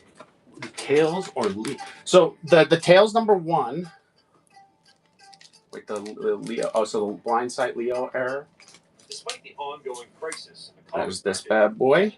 The Tails. Oh, that Tails. Okay, I can run the Tails. I'm assuming you're talking about the Tails #1. Yeah, me too, man. We're gonna find out. With many of these concepts seeing the light of day. Oh, nice. Well, you're already getting You're getting that Volume 2 error. And then I've got this listed for 125. Because Peter would later mention in an editorial that they were planning to revive There you go. black and white comics. They were even planning on working together on the comic again. And that was why they built 2 adjacent offices at Mirage Studios with a sliding glass window through which they could exchange pages as they worked on them. Unfortunately, this project never. There you go, man. That extra 50 on the Volume 4 #1 is gonna pay dividends. Earlier, I mentioned the next universe. I was gonna say I took 50 off of it just because that's how we do it over here. The launch included 3 miniseries slated for August: Pioneers by A.C. Farley, Stupid Heroes by Peter Laird, and Xenotech by Michael. That's how we do it. Stupid Heroes was Peter's. And this Tails, I'm not sure if you wanted both or not. If you wanted one or the other, that's fine too. But this Tails is an awesome shape. Both Stupid Heroes and Xenotech saw all their issues released that year. Pioneers, however, had a more complicated start. A company I'm gonna have this listed for. and AC decided to change it to recombat. Got that listed for 50. Even though all 3 issues were finished, only 1 ever saw print. Assuming this is the one you want anyway, we'll run that for 35 for you. And if you don't want, no sweat. The 4th issue in a graphic novel format. As with most shared universes, the books were meant. You did. Yep, you got that for 75 instead of 125. 1995, but it never materialized. Each issue was packaged with a pair of trading cards, with 4 additional cards available. Yep, I took another 50 off of it. Just because, like I said, only 7 total issues. The extra 50 you paid on the Volume 4 #1, that's gonna pay dividends for you with this shipment. Mirage had plans to spin off Casey into his own 5-issue miniseries with Raphael. This was promised for the fall. I'm about to cut you off. You're gonna get me in trouble with the missus. The whole story would later be completed. Which one did you want? #1? With the original backup stories dropped. Mirage Studios was still pushing for a Space Usagi cartoon in 1994. and a short pilot was produced by Stan Sakai, Mirage, and Fred Wolf Films. Unfortunately, the flop of the You got it, dude. cartoon, Another Rabbit in Space, was still too fresh. The show failed to get financial backing. Around this time, the Turtles' momentum. We got that one for 125. See what let's do it. To a larger studio. In the end, no deal felt worthwhile, and they decided to wait. You need to remember that the franchise was a decade old, but at the time, no one was sure they would be strong enough to turn 20. In other news, 14 months after Kitchen Sink acquired Tundra, You didn't see that anyway. was acquired by Ocean Capital Corporation. Pretend you didn't just see that. Shopping projects around in Hollywood, like The Crow, Cadillacs and Dinosaurs, and From Hell, and a long-term goal to make the company public. The looming collapse of the comics market, the loss of Mirage's informal creator. Yeah, I ran that for 80 for you, Athena. Let me know if you want it, or if it was number 2 or number 4, or if you don't want it. Either way. Comics, cartoons, or toys. I know what it's like Drastic decision to kill being like, I want that, such shock tactics. but I'm gonna get in trouble. But it was a particularly violent move for Archie. Ah, shit. I knew that was gonna happen. To resurrect the team later in a darker and edgier form, but he never got enough time to complete his plans in the Adventure series. The death of the Mutanals led to the Terrorcide Saga, where Slash. Don't apologize, dude. Go hang out with her. Another important saga this year was Dreamland, a multimedia tie-in with a new You can get out of here. known as Cyber Sam. We'll figure the rest out another time, man. Darker than usual saga. One of my biggest fears is getting people in trouble with the missus. Spin-off miniseries for a Spectrum. Archie had been trying to make Copy. I'll pull the Donatello for you. the intention of bringing back its golden age superheroes. This iteration of Actually, we can do this. older readers No one's got it now. explains why the saga was so dark in tone. For undisclosed reasons, But no sweat, I'll delist that. was postponed indefinitely, and Dreamland was published in the Adventures book. No rush. No worries. Have fun. Don't get in trouble. And I'll have that out for you tomorrow morning, friend. But not everything was lost for the European market. Interest in the Turtles remained strong in Italy, where they shared space as a feature in the Corriere dei Piccoli magazine. Hey, if you tell me what the miss is into, sometimes I'll try to find a bonus that is themed for that. I'll send them something. I did that with Brian's wife. I was looking at their Lemonade Facebook, and like one of the facts about her, they're like, "Oh, meet the owner," and it was like she likes mystery novels, and I was like, "Oh, fuck yeah!" Like, so I went to Amy and was like, "What's like a really good mystery novel that you can part with?" That was a good one, you know what I mean? She picked it out. Filled by another Mark Friedman project, Street Sharks. Backed by a Mattel toy line, the property debuted strongly, ranking as the second best-selling boys' action toy line behind Star Wars. Friedman applied the same strategy that had worked for the Turtles tie-in products: heavy cross-promotion. At CBS, the Turtles entered a new phase with the 8th season, part of the CBS Action Zone block alongside Wildcats and Skeleton Warriors. Oh, damn. Let me think about what I got. Shared the same toy partner. Stitch Recruit. I might not have anything. It's funny, man. I just sold off my Buy It Now, and I know I would have had something in there for her. Let me look around. I'm gonna try. I'll do my best. I'll do my best. It's probably gonna be Groot, if anything. But I gotta figure out what I got. Oh, that was Jeezy who said that. Okay, whew. That was a thing. I was like, damn. I don't know if I'm gonna have that for it. But I'll make note of that, Jeezy, for sure, for your next one. No, yeah, next time I will. But I'd have to look, but I will look for you. I've got a closet filled with Marvel and DC and like other comic stuff, like figures, trading cards, and stuff like that. Oh, dude, I bet you I have some trading cards from the arcade game. Although no girl wants trading cards. I'll figure it out. The original theme song was also replaced with a new hard rock. Interesting. It felt too much like a reaction to the popularity of the Power Rangers theme song.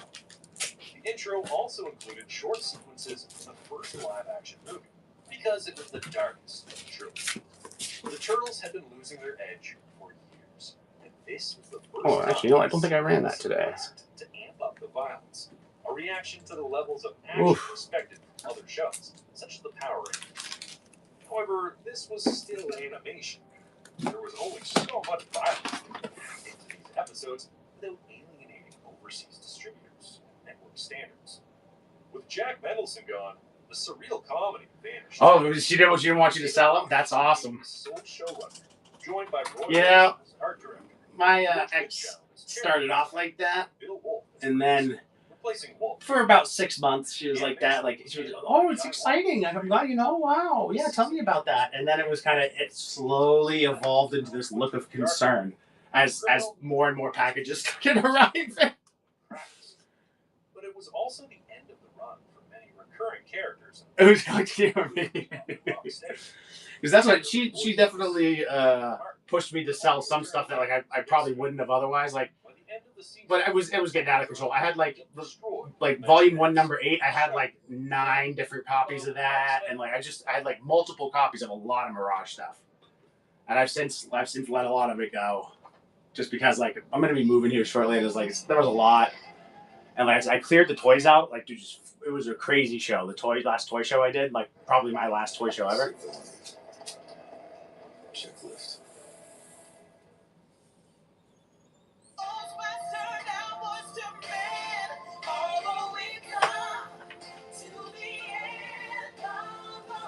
Dude, hold on to her, man. Those are the good ones. When they'll do stuff like that for you, that's how you know. Honeycrisp chicken sandwich, tangy red pepper cheese, crispy fried chicken. Yeah, that sounds like a keeper. Don't get lost in the sauce. Yeah, word. Ooh, 16 years. I don't think I've done anything consistently for 16 years ever. Maybe like playing PlayStation, reading comics, maybe. Giving them a share of merchandising profits. Yeah. The CBS Action Zone free Like even my careers, I'm like, I'm bored with this and I'll do something else. I did like dog training for a while. Always fall back on software development. I do like, I've done tech support for a few different types of tech support, and done sales. Tried a little bit of everything. But yeah, dude, that's like I said, I don't think I've ever done anything for 16 years in a row. That's very impressive. The movie shifted to the Motion Picture Corporation of America. Eric Allert, whose company All Effects. Oh, congratulations! That wasn't that long ago. TMNT was attached to direct with a modest $12 million budget. The timing. Oh, copy. That was a little while ago. But still, congrats. Why not? These changes surely influenced the decision not to invest in what was considered a risky movie. Meanwhile, the industry was in flux. Major studios were acquiring indie houses, such as Miramax, Okay, Castle now I Rock, gotta add. and New Line itself. This meant that the Turtles had less opportunities of getting produced on another independent studio. Oh, that's his page. I don't know if I can add his page. Blue Jack, are you still there? Let me see if I can get him in. I'll see if I can do it. I already mentioned the multimedia tie-in with the Cyber Samurai Turtles, who appeared in the Oh, I don't even know how to. the Archie How Comics, do I do that? CBS Action Zone free comic. Add Other people. 1994 variants included Star Trek, the Shogun line, featuring Chuck, We'll or follow. Universal Monsters, and the unfinished Forgotten Sewer series. This year also saw the debut of Mini Mutants. This subline will become increasingly popular in the years ahead. Still, Blue Jack, I don't know if it's going to let me add the page. and slowing their output. Let me try this. 2 direct-to-video musicals joined the Turtle catalog in 1994. Turtle Tunes and Yeah. Wish You a Turtle Let me Christmas, try this both here. produced by Christopher Films. Music was composed by Richard Berg, with altered lyrics to public domain songs by Tish Ray. The duo was working for the Fox Clubhouse when they were contacted by the producer to make these. Some songs would have lead vocals by singer Johnny Kemp. Yeah, I don't think I can do the page, Blue Jack. In 1994, it had April giving the Turtles their own show, with kids filming them as they sang children's songs in the park. We Wish You a Turtle Christmas came out in October, and it followed the Turtles scrambling to buy Splinter. It would have to be like your account. Yeah. Don't worry, I won't share it with anybody. I respect everyone's privacy. It's kind of one of those things, like, unless you beat it into my brain, like, I don't remember where people are from half the time. They're like, Like, there's people I've shipped to like 20 times, and they're like, I'm always a little embarrassed to ask, like, if they're talking about like where they're from or whatever. I'm like, where? So where is that? Like, it's one of those things.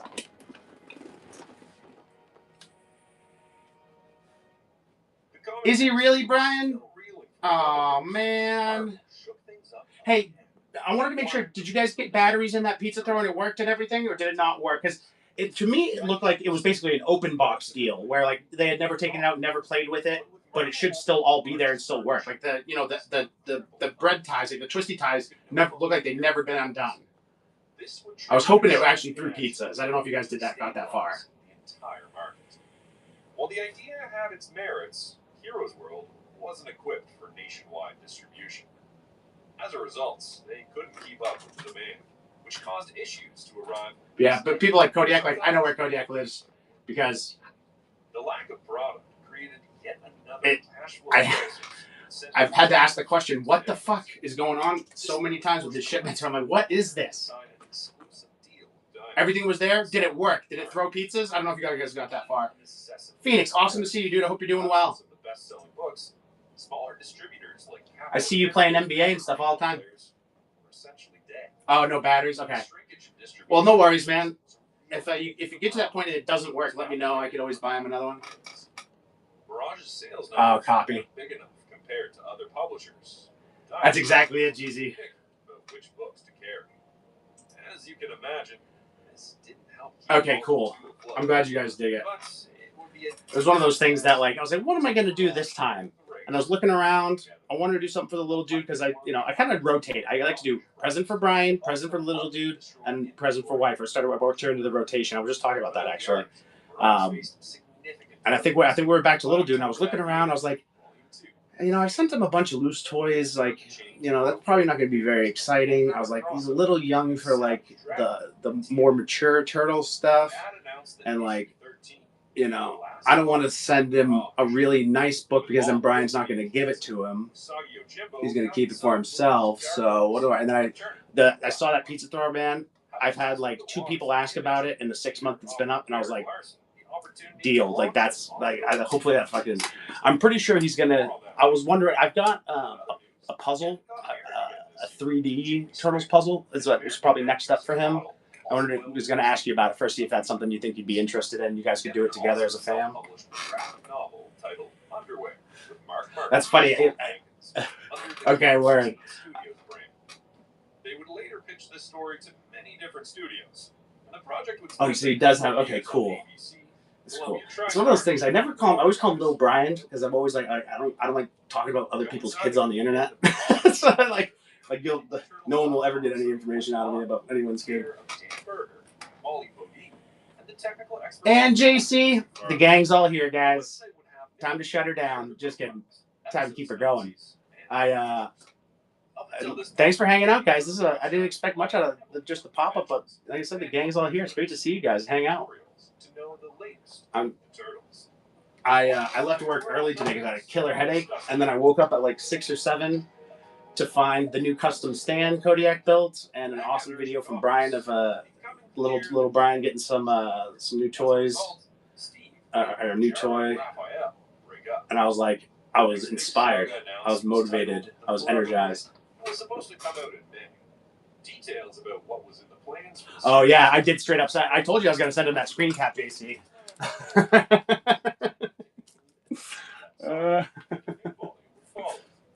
Perhaps worried about the increasing darkness of the title and the downturn in sales, Archie's editor-in-chief, Victor Gorlick. It is, dude. It is the cutest thing. Question Murphy. I love the uncle look, and I was like, oh man, my heart melted. You know what? I didn't send it to him. It was time for Murphy to go. Brian, I was freaking out that day. It was the same thing as the Donatello Brain Thief 3. I was like, what the fuck is going on? Like, I tested this 60 times across 4 different devices, 4 different browsers. I've sent it to like 6 different people, and I cannot reproduce this fucking error that Brian was getting with 2 different people. Driving me nuts. No, dude. No, the Brain Thief wasn't you. That was just me packing at 2 o'clock in the morning. I don't do that anymore. Kodiak almost had a fun. That would have been fun. The Archie series concluded in October 19. Oh, you're just saying it's like your luck. Yeah, dude, I get that, man. Same with me. 72 issues. Like, I worked on that invite contest like all night that night, you know, and it's one of those things like I was like, man, we'll see if it's fun. If not, you know, we won't do it again. But if it's fun, then we'll do another one. We'll keep going. You know what I mean? But I figured, you know, it wasn't going to be too hot. Like, there wasn't going to be a ton of participation in it because, like, people, you know, we got a lot of lone wolves in the community. Oh yeah, the box knife. Who got that? I think it was our buddy 9.9. CBS reportedly blamed David Wise for the show's decline in ratings. Unhappy with the accusation, he stepped away, and the network tried to refresh the formula by replacing Shredder and Krang with Lord Dredd and introducing a new ally, Carter Dawson. But the changes quickly proved unmanageable. Wise, Yeah, we don't do that anymore. Higher paycheck to salvage Because when we do that, his heart was no longer in it. This well, Looking has to do twice the amount of work to figure out what the hell he did in the last one. was hard to handle. The characters shared almost all the same. If you're new, don't worry. I know what I'm doing. I'm just joking. leaving little room for April, All right. with considerably less screen time this season. All's Carter was a well. ninja who wanted to learn from Amano Yoshi. Isn't it interesting? Coming into contact Can you see the Batman animated series influence in there? temporary transformation. Like, it's 100%. They're like, oh, we should get us some of that Batman money. Network wanted more of Carter on the show. One of the ideas for the fourth movie also made its way into this season. The Turtles getting secondary mutations. But unlike the morphing powers from the proposed film, these turtles became monstrous, out of control, while under the effects of their mutations. This season also introduced Why am I characters not- like High Tech, Medusa, Jet McCabe, Kronos, and Doom Quest. What is going on here? In Japan, the Turtles had historically struggled to gain traction. The cartoon was dubbed, and the toys were distributed. Oh, duh. Because you haven't accepted it yet. I'm dumb. I was like, why can't I add him? Yeah, Blue Jack, I sent you a friend request. If you add me... Oh, no, I shouldn't need to do that. Hold on a second. I don't think you don't have to accept the friend request if you don't want to. I won't take offense. I get it. Alongside a matching toilet. Where? The series introduced the Mutastones, which transformed the Turtles into superpowered versions of themselves, a trope familiar to manga readers. The concept You might actually have to because I can't adaptation, get which this I'll to cover work. shortly. Yeah, check it real quick. And like I said, you can always unfriend me if you want. I know people, I always respect people's privacy, but for some reason, I can't get this to work for you. To just $30 million. Okay, Josh. For the first 3 years of this decline, Playmates International stayed profitable. Is that your real name, bro? Thomas Jan had predicted. New products took up much of the slack in turtle sales. That's pretty cool, man. If that's your real last name, as a friend, as a fellow 60% of the company's business. last name However, guy, in where everyone always 1985, comments on my last name. posted its first loss since 1987, amounting to $12.6 million. Much of this came from an investment in French toy maker Ideal Loisirs and the heavy startup costs of a new video game division, Playmates Interactive Entertainment. Pi had a breakout hit with Earthworm Jim, a quirky platformer that spawned its own toy line, but it struggled against Nintendo's dominance. On the toy front, 1995 saw the release Cool. of Super Mutants, Jim Lee designed turtles. Just sending a message so everyone knows what's going on. Expanded line of mini mutants. Meanwhile, Mark Friedman continued to expand beyond the turtles, helping to launch another comic property that year into a movie, toy line, and video game, Judge Dredd, starring Sylvester Stallone.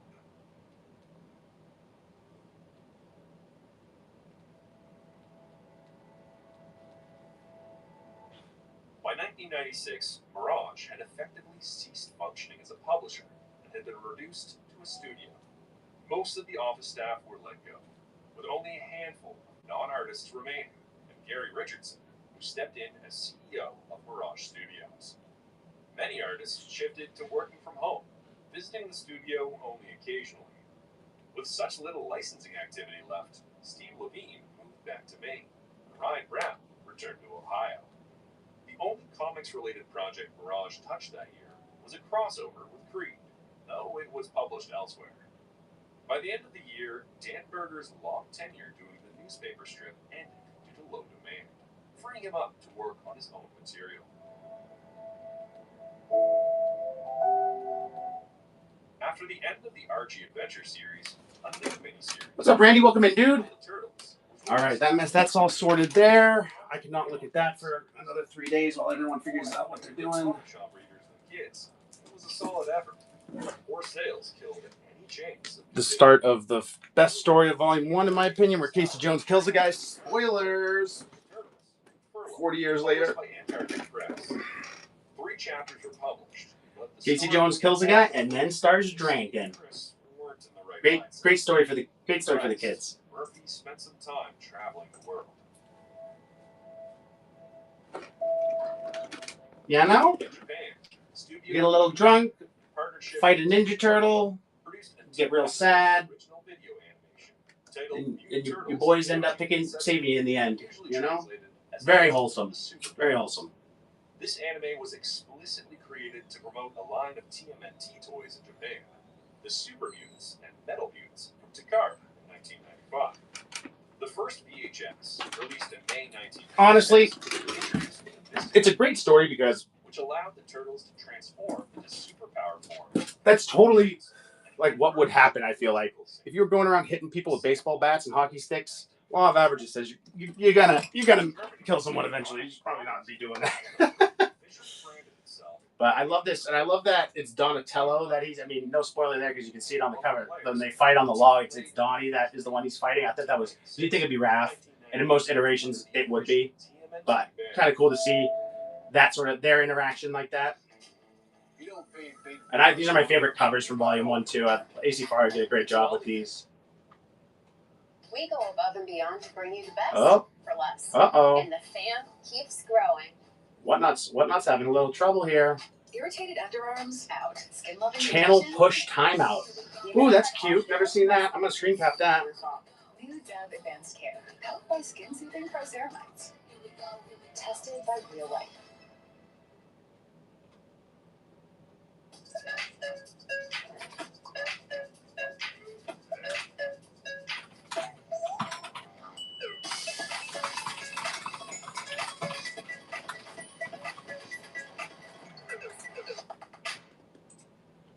Let's try again.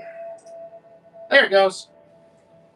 That made the Hall of Fame. Never seen that error before. Licensed the Turtles to Eric Larson at Image. Too busy to handle the series himself, Larson delegated it to a new team. Writer Gary Carlson and artist Frank Foster, producing the book through his highbrow entertainment studio under the Image banner. Volume 3 debuted in June 1996 with a sharper, edgier tone, deliberately distancing itself from the cartoon. Although Eric initially announced a return to black and white to please fans, the reality was more pragmatic. The first issue was planned in color, like most Image books, but low pre-orders forced a cost-cutting switch. The stark look without toning was jarring to some readers, though Fosco leaned into it with a Sin City style approach. Oh, sorry, Brian. I missed you, dude. Fast-paced Damn it. extreme I always mess with people leave voice shared continuity bopping around. with other characters. But if you're still there, man, I hope you have a great night. I'll shoot you a text. Early on, Carlson ran ideas past Peter Laird. We're real life friends, so I can do that. Disengaged, rarely objected. In fact, Kevin and Peter even suggested killing Kodiak, man, I know I've been distracted, but I get to thank you in person, or not in person, but with my voice. Love the stand, dude. It's awesome. I love the customization options. Definitely going to utilize that, switch it around. Like I said, I might cut a couple notches in that and try to see if I can use it as the backing board.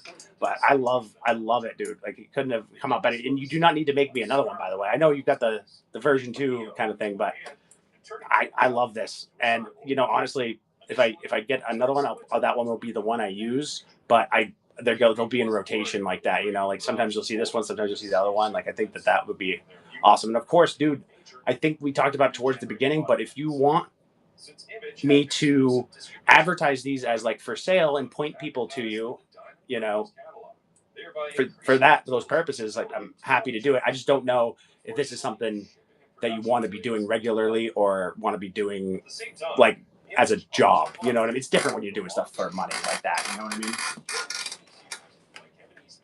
And don't tell Mike to say don't you trying to get banned?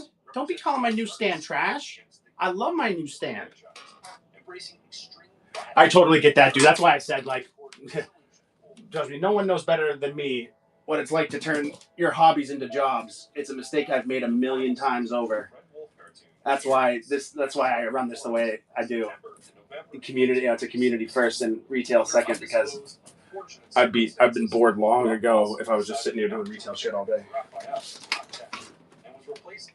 Blue Jack, thanks for hanging out. Super excited to get you into the raid train, and I'm super glad we talked about that.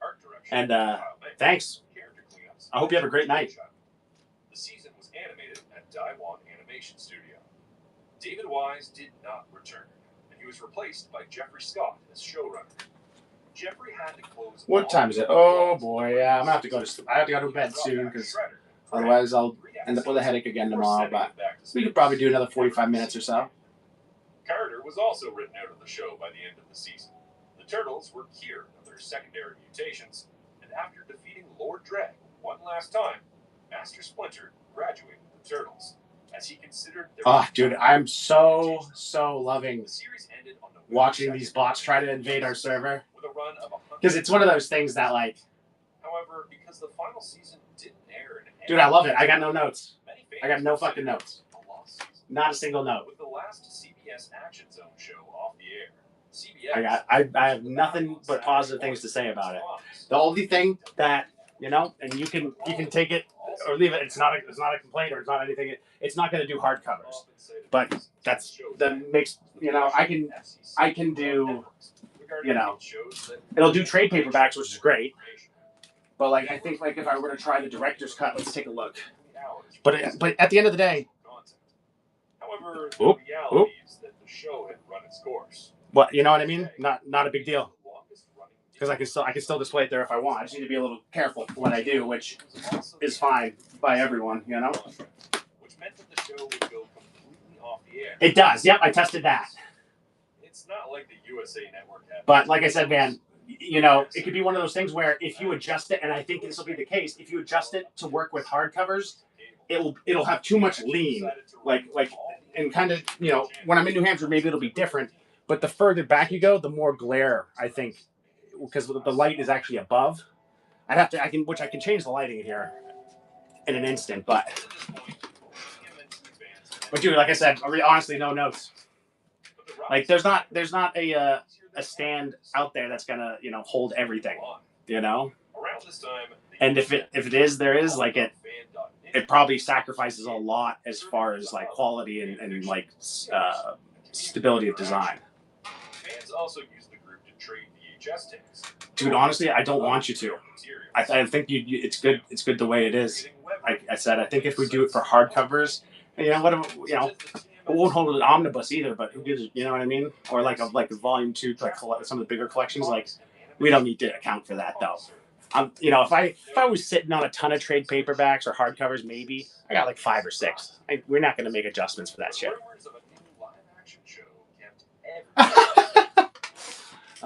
This is why I said no notes. I love you, man. Playmates returned to profitability in 1996. Much of this came from securing the toy license for the hit film Space Jam. Still, I think we're going to have an IDW sale here soon. We'll talk about it in the VIP chat. We're going to work out the details there, but me thinking that we're going to dollar start some IDW coming up. Hey, man, if you're having fun with it, fuck me, you know what I mean? Set to be distributed by TriStar. In the end, the film never materialized. That's what matters. As long as you're having fun with it, man, and like it's enjoyable for you, like that's great. That's why I said the first thing I said was like, you know, I'll advertise this for you all day, but you might not like it.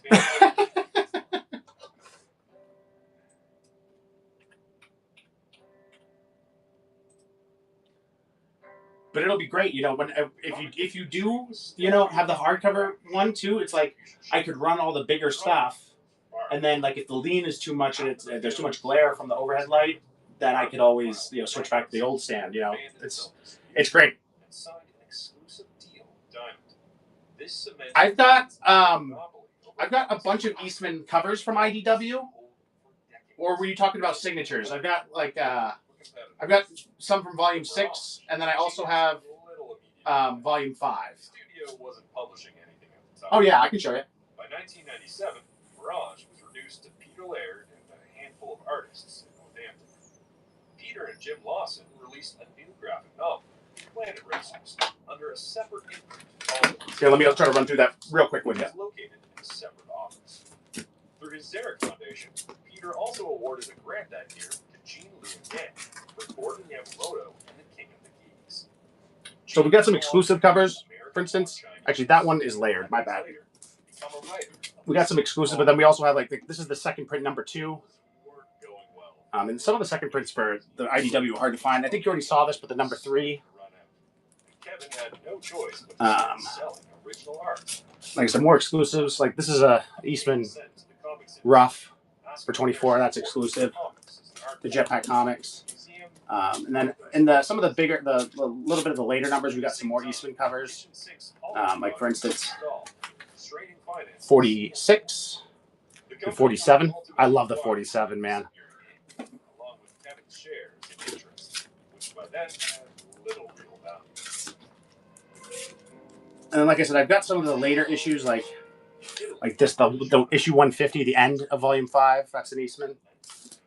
This is an exclusive Eastman with gold foil. I don't know if you can see it. You probably see the foil there. I'm sorry, did I say gold? I meant green foil. The Jetpack exclusive. That's for the 2012 annual.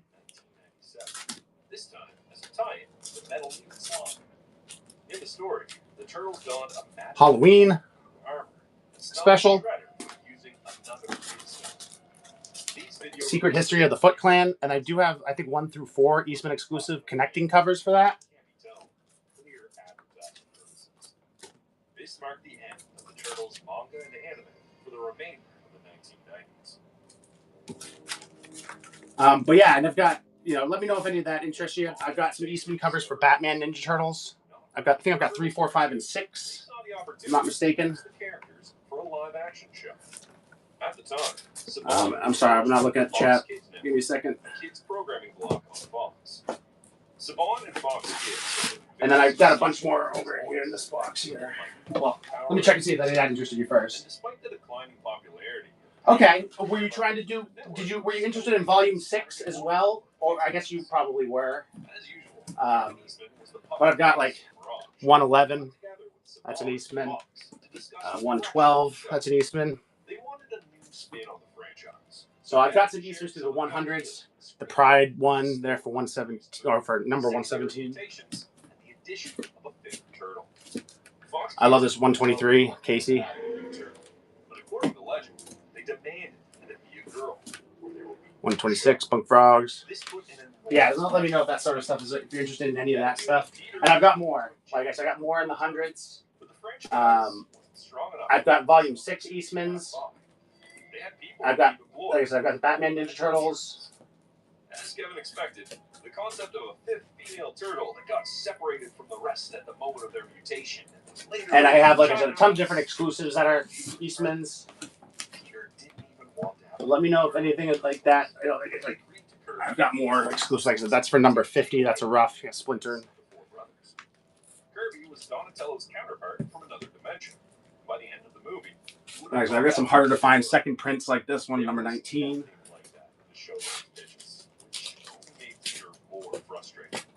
Peter understood that they had people to keep employed, but couldn't help but feel like they could have gone in a different direction. And Kevin, like I said, I've got these Eastman Secret History of the Foot Clans. They're connecting covers 1 through 4. Let me double check and make sure I've got all 4 though. Looks like I've got 1, 2, 3. And I think I have 4 over there as well. So these Jetpack exclusive roughs. I've got number 25, number 27. And I think that's a quick spin through of what I've got. I do also have like these Kevin Eastman sketchbooks that were San Diego Comic-Con exclusives. I have the metal cover, foil cover, and the regular cover. They're all individually numbered. Like this one's number 7 to 10. This might actually be the foil, I think. Yeah, this one is the foil.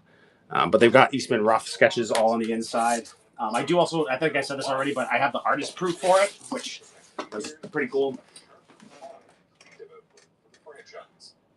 However, the rest of the world didn't know exactly what had happened. Therefore, oh, you did get the secret history. Okay, cool. A man. I see you're a man of culture. In any case, Kevin continued working closely with Saban, and the title of the movie was used for the show instead. According to Mark Friedman, the series was going to focus on the evolution and continued mutation. Yeah, let me know if any of that interested you and you want to bundle them up. We can do that. Whatever works. Or if not, no worries, man. We should come back to it another day. Oh, I do have like the Eastman for Journeys too. Inspired by the original movie. Like the regular cover for #1. But I think that's all I've got for the Eastman stuff for that. The rest of them are like the foil and regular. Is that Alpha? No, that's not. And like you said, you've got all the volume 6. The reason why, over time, lip movement and words didn't match. An excessive amount of sound effects. Sorry, just spin back through. Yeah, I think I got everything for you. To downplay the violence, please Fox and Saban, who felt the show wasn't goofy enough for kids. Hey, we love that. The suits were created by the Kyoto brothers of Killer Clowns from Outer Space, based on designs by Michael Dooney. Special effort was put into making sure the show felt different from the cartoon. I'm glad because I didn't really get to say goodbye. And we do have a few little Last Ronin Eastman things as well. Like the #5 cover was the Levine Eastman exclusive. My man, bringing the announcements. The Turtle Den set was moved again. Well, this time to Vancouver, where the show I'm thinking I usually list the IDW books for $10 to $15, and we can check. But I'm thinking, However, in reality, let's take we could bundle up a bunch of the IDW books. Let's take a look. The existence of a fifth turtle broke through NinjaTurtles.com. And you're interested in the volume 5? You said you had the volume 6 already.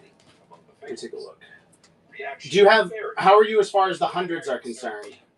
Because like I said, we could do 1, 2, 3. Let's take a look. The show aired on Fridays at 4:30 p.m. with repeats on Saturday mornings at 9 a.m. Perhaps because of the novelty of the new fifth turtle, Venus de Milo. Yeah, let me try to build you something fun. Strong ratings. From October to November, it was the #1 weekly series with an average rating of 3.7 among kids aged 2 to 11. This helped Fox Kids stay ahead of its competitors, ABC, Kids WB, and CBS.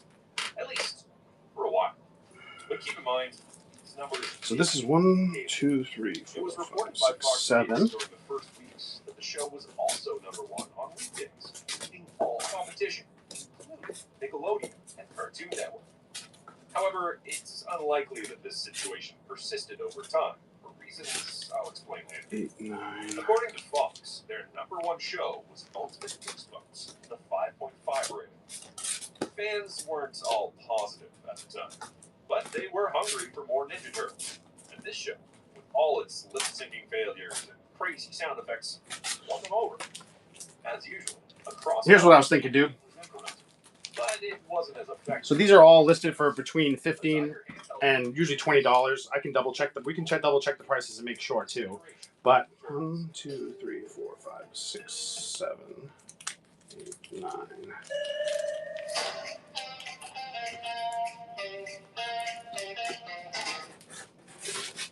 Old Spice Cashmere and Vanilla Body Wash. 24/7 cologne quality scent.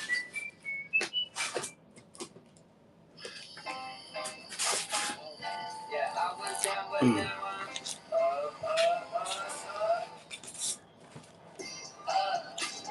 But I figured I could help you fill out a couple of the earlier and a little bit of the later issues. So I was thinking, like I said, these are all between. You feel free to check prices, and I can do the same. But they'll be between, like I said, $10 and $20.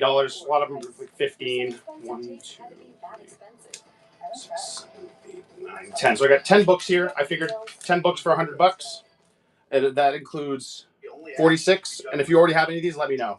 47,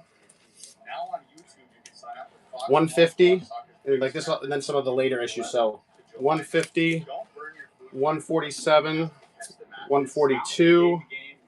And the Punk Frogs 126. 123, it's a Dope Casey. 117 is the Pride. 112. And then 111. So it'll be, like I said, 10 books.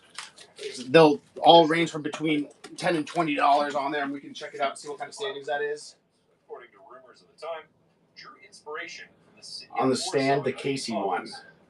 According to NinjaTurtles.com, Oh, all the way on the left? taking That the to let on the last show Ronin statue? would be Oh, released Brian, I didn't see that. Thank you, dude. around the same time.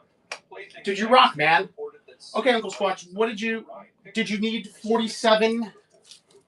with a full-scale licensing and promotional push plan. Did you need the 47 and 46? So you got 47, 150. Copy. 150 and 47. And what else? 147. So I normally do this number 3 regular cover for 50. So we took those 3 books out, and I was thinking, what if I add that in instead? So it'll be 8 books for 100. And like I said, I normally run that one for 50. So I think that if you don't have it, that would be a pretty good deal. Later fetched high prices on the secondary market. The downturn also meant that several planned figures for 1997 never. Oh, the Casey, yeah, one of the Caseys. It was probably, I assume, this one. These are all regular covers for Volume 5, basically. Just helping Uncle Squatch fill some stuff, if he's interested. With the newspaper 10, 20, 30. Dan Berger finally had time for his own work. So if all these books were $10, like these ones were $10 plus the 50 for that, that's 120 retail. But I think it's going to be a lot more savings than that. I'm just taking a look. This time with a painted cover by Michael Dooney. A taste of That one's 10. Carry into Volume 4 a few years later. The saga itself would be completed for another 2 years.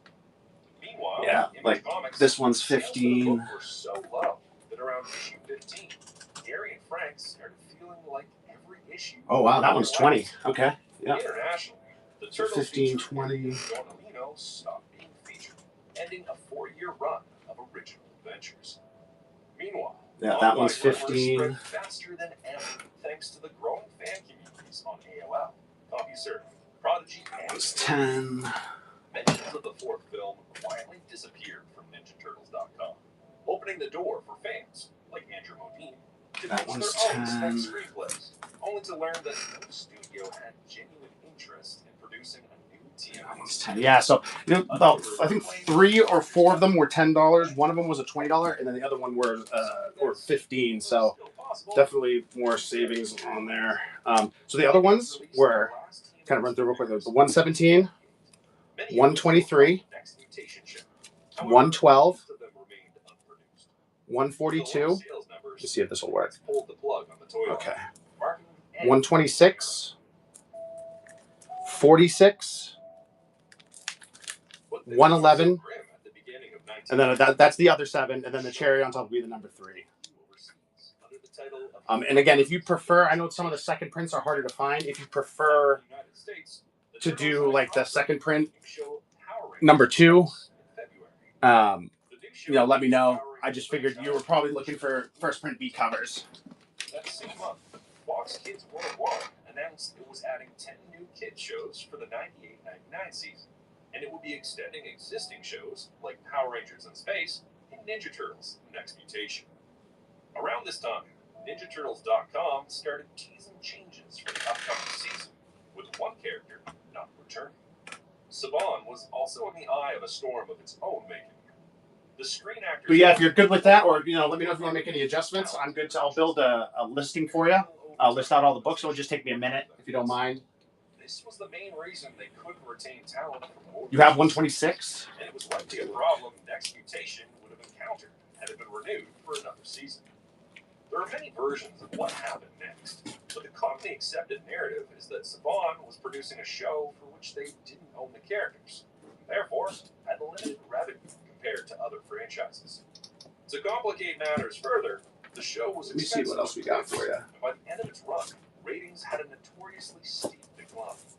One version states that Saban attempted to negotiate a larger percentage of the back end for an additional 26 episodes, and after Mirage declined, Saban canceled the show. So we got. Did I pull the 126 for you? The show took everyone. Yeah, we pulled that. By by surprise. Swap. What can we swap that with? Some investigations at the time, confirming the rumors that the show wasn't worth producing for Saban, and that the ratings weren't as good as Mirage had advertised. Another rumor was that Kevin Eastman was spreading the news of an upcoming second life for Next Mutation as an animated show and a comic book. This rumor was later debunked by Michael Doom. By November of that year, fans began sending ballots to Fox Kids, voting to bring back the Did show. you want? I know that you got the 4 Secret History of the Foot Clan, but did you want the Kevin Ruff The show that started as the #1 weekly series. instead? I think that's a little more expensive too than the 126. Well, profit ratings. But that way you'll have all 5 of the exclusive Eastman covers they did for Secret History. Stronger players in the children's programming market, such as Nickelodeon and Cartoon Network, as well as the then new Fox. Thanks, Bri. Of course, dude. I thought that would be a fun one. So just give me a moment. I'm going to put a listing together for you, and then I'll pin it. And it's just going to take me a minute because I have to. I'll do it by now too. It's just going to take me a minute because I have to. I want to list out all the books in the description for you, just so you know. In 1997 and 1998, 50%. I'm calling it Squatch Lot. That's officially my favorite lot I've ever sold. My favorite lot name. The Squatch Lot. Cable networks fragmented the audience, which in turn affected advertising behavior. There were too many kids networks, and the glut meant cheaper ad spaces. Shows were successful overseas, though. In the following decade, cable TV became Do you want that second print, or are you trying not to go that deep into it? Of course, cable would end up dying in the following decade, but that's a story. Because I think I do the. By the end of the 1990s, Let me just check real quick. Nickelodeon became the first cable network to win the Saturday morning. Yeah, I normally do $25 on that one. I'd include it if you wanted to do 120. I said some of the second prints are hard to find. Things continued to shrink in 19. And just so you, that's this one right here. But that way you'd have a number 2 Eastman cover. Like I said, that's the. Where he would continue publishing letters in the voice of the turtle. Yeah, no problem. With all the Turtle Mania money gone, the Words and Pictures Museum had no choice but to declare bankruptcy, and it closed its doors on July 16th. Due to its financial struggles, they auctioned Roger that. to fund its next phase. Let's do 115. A virtual museum. Feeling spicy. Kevin was devastated by the closure of the Words and Pictures Museum, but he kept himself busy producing the animated film at Metal 2000. Since he Just give me a minute, I'll put it all together. His wife Julie's films, it was only natural that she also appeared in this one. In related news, after Oh, Sunken Crab, good to see you, man. Look at you, sneaky sneak. You sneaky sneak. Yeah, we had a fun show today, man. For a pop-up, this has been awesome. We've seen all of the communities, cycled in, cycled out, and like, I love these shows, man. Lurk it up, man. Lurkers are my favorite. As a fellow lurker, Premium cuts of meat respect. without the premium prices. It's an Aldi thing.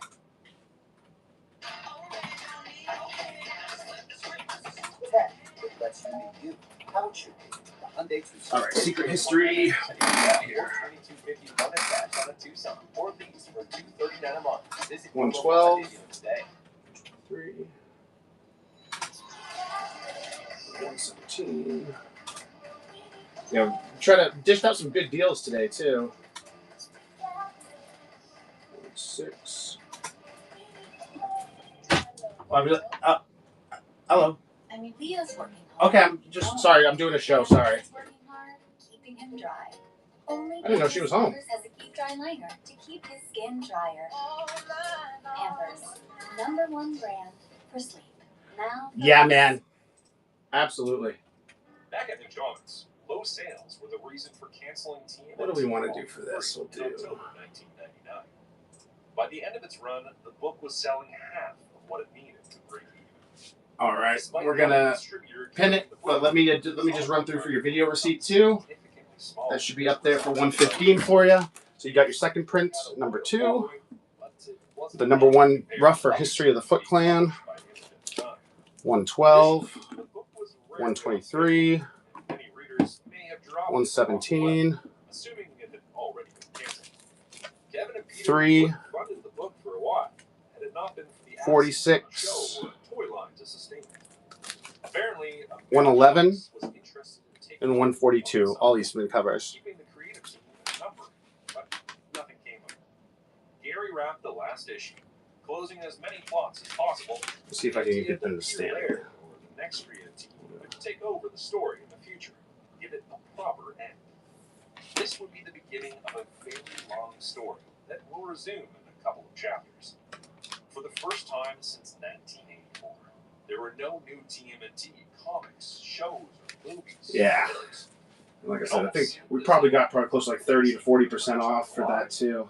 Like I said, I was going to do 120 or 125, but I always like to challenge myself. Can we go lower? How low can we go? Pictures Museum in June 1999. Then the next chapter of History and a Half Show will begin. Peter Laird was at a Planet Racers signing alongside Jim Lawson and Dan Berger. But that should be pinned for you, dude. It should be. You should be able to swipe on the bottom there. Let me know if you don't see it. I know sometimes I pin stuff and people don't see it. Peter spent several hours talking with them and noticed how. Yeah, dude. That's the other thing too. Is like I love like that you dudes will come and hang out and like while you're working or doing stuff or whatever, and like you just kind of like have the show on in the background. Like I love that. This situation energized Peter, finally pulling him out of his burnout. After the event, he decided it was time to do it. Because it'll be funny. An hour or two will go by. I'll be like, oh, they must have left or whatever. There's only a couple people in or whatever. And then like Kodiak all the time. I deal with Kodiak. Licensing deal from Surge Licensing. The Turtles lost their identity. That's our friend Uncle Squatch, my friend. That'll be out for you tomorrow morning, dude. Thanks so much. Really appreciate you supporting the show, dude. And welcome back to the Rewards Club. You get some coupons for that for later or for today if you want. But Go Ninja Turtles. Brian, I will say you do some great sneaky hanging. I can't deny it. But Kodiak is the king. He truly is, dude. Like, and I only have to say it because Kodiak will come in at like the start of a show. We'll chat a bit, blah blah blah. Like 2 or 3 hours will go by, and I'll be like, "Oh, Kodiak, you still here?" Like, I'll say something, like, assuming he's there, and then I'll have to check. And every fucking time he's like, "Yep, I'm here." I'm like, dude, every time, like almost without fail. Credit where credit is due. You're both great. You're both top 3. But Kodiak takes the cake. Dude, thanks, man. I'm so glad you like this show. And if you haven't yet, man, go to lookingfortmnt.com, just the way my name is spelled, but .com, and you can hang out with the community outside of the shows. We got a Discord, Facebook group, all that sort of stuff. I do giveaways every week in the Discord. Right now, we're doing a contest for an animation cell. And then, you don't have to buy anything. You can enter to win like free comics and stuff. And then we just chill, share our collections, and hang out. So you are always more than welcome to do that too, man, if you haven't already. Download now.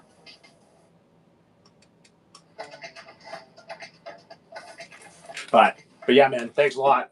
And we're only going to get bigger and better here coming up as we move to the birthplace of the Ninja Turtles for a new era. Transform. From 2 guys working out of a living room to a full-fledged comic book studio. A transformation that would prepare the Turtles creators. Oh, does Kodiak lurk yours too? Oh, like I said, man.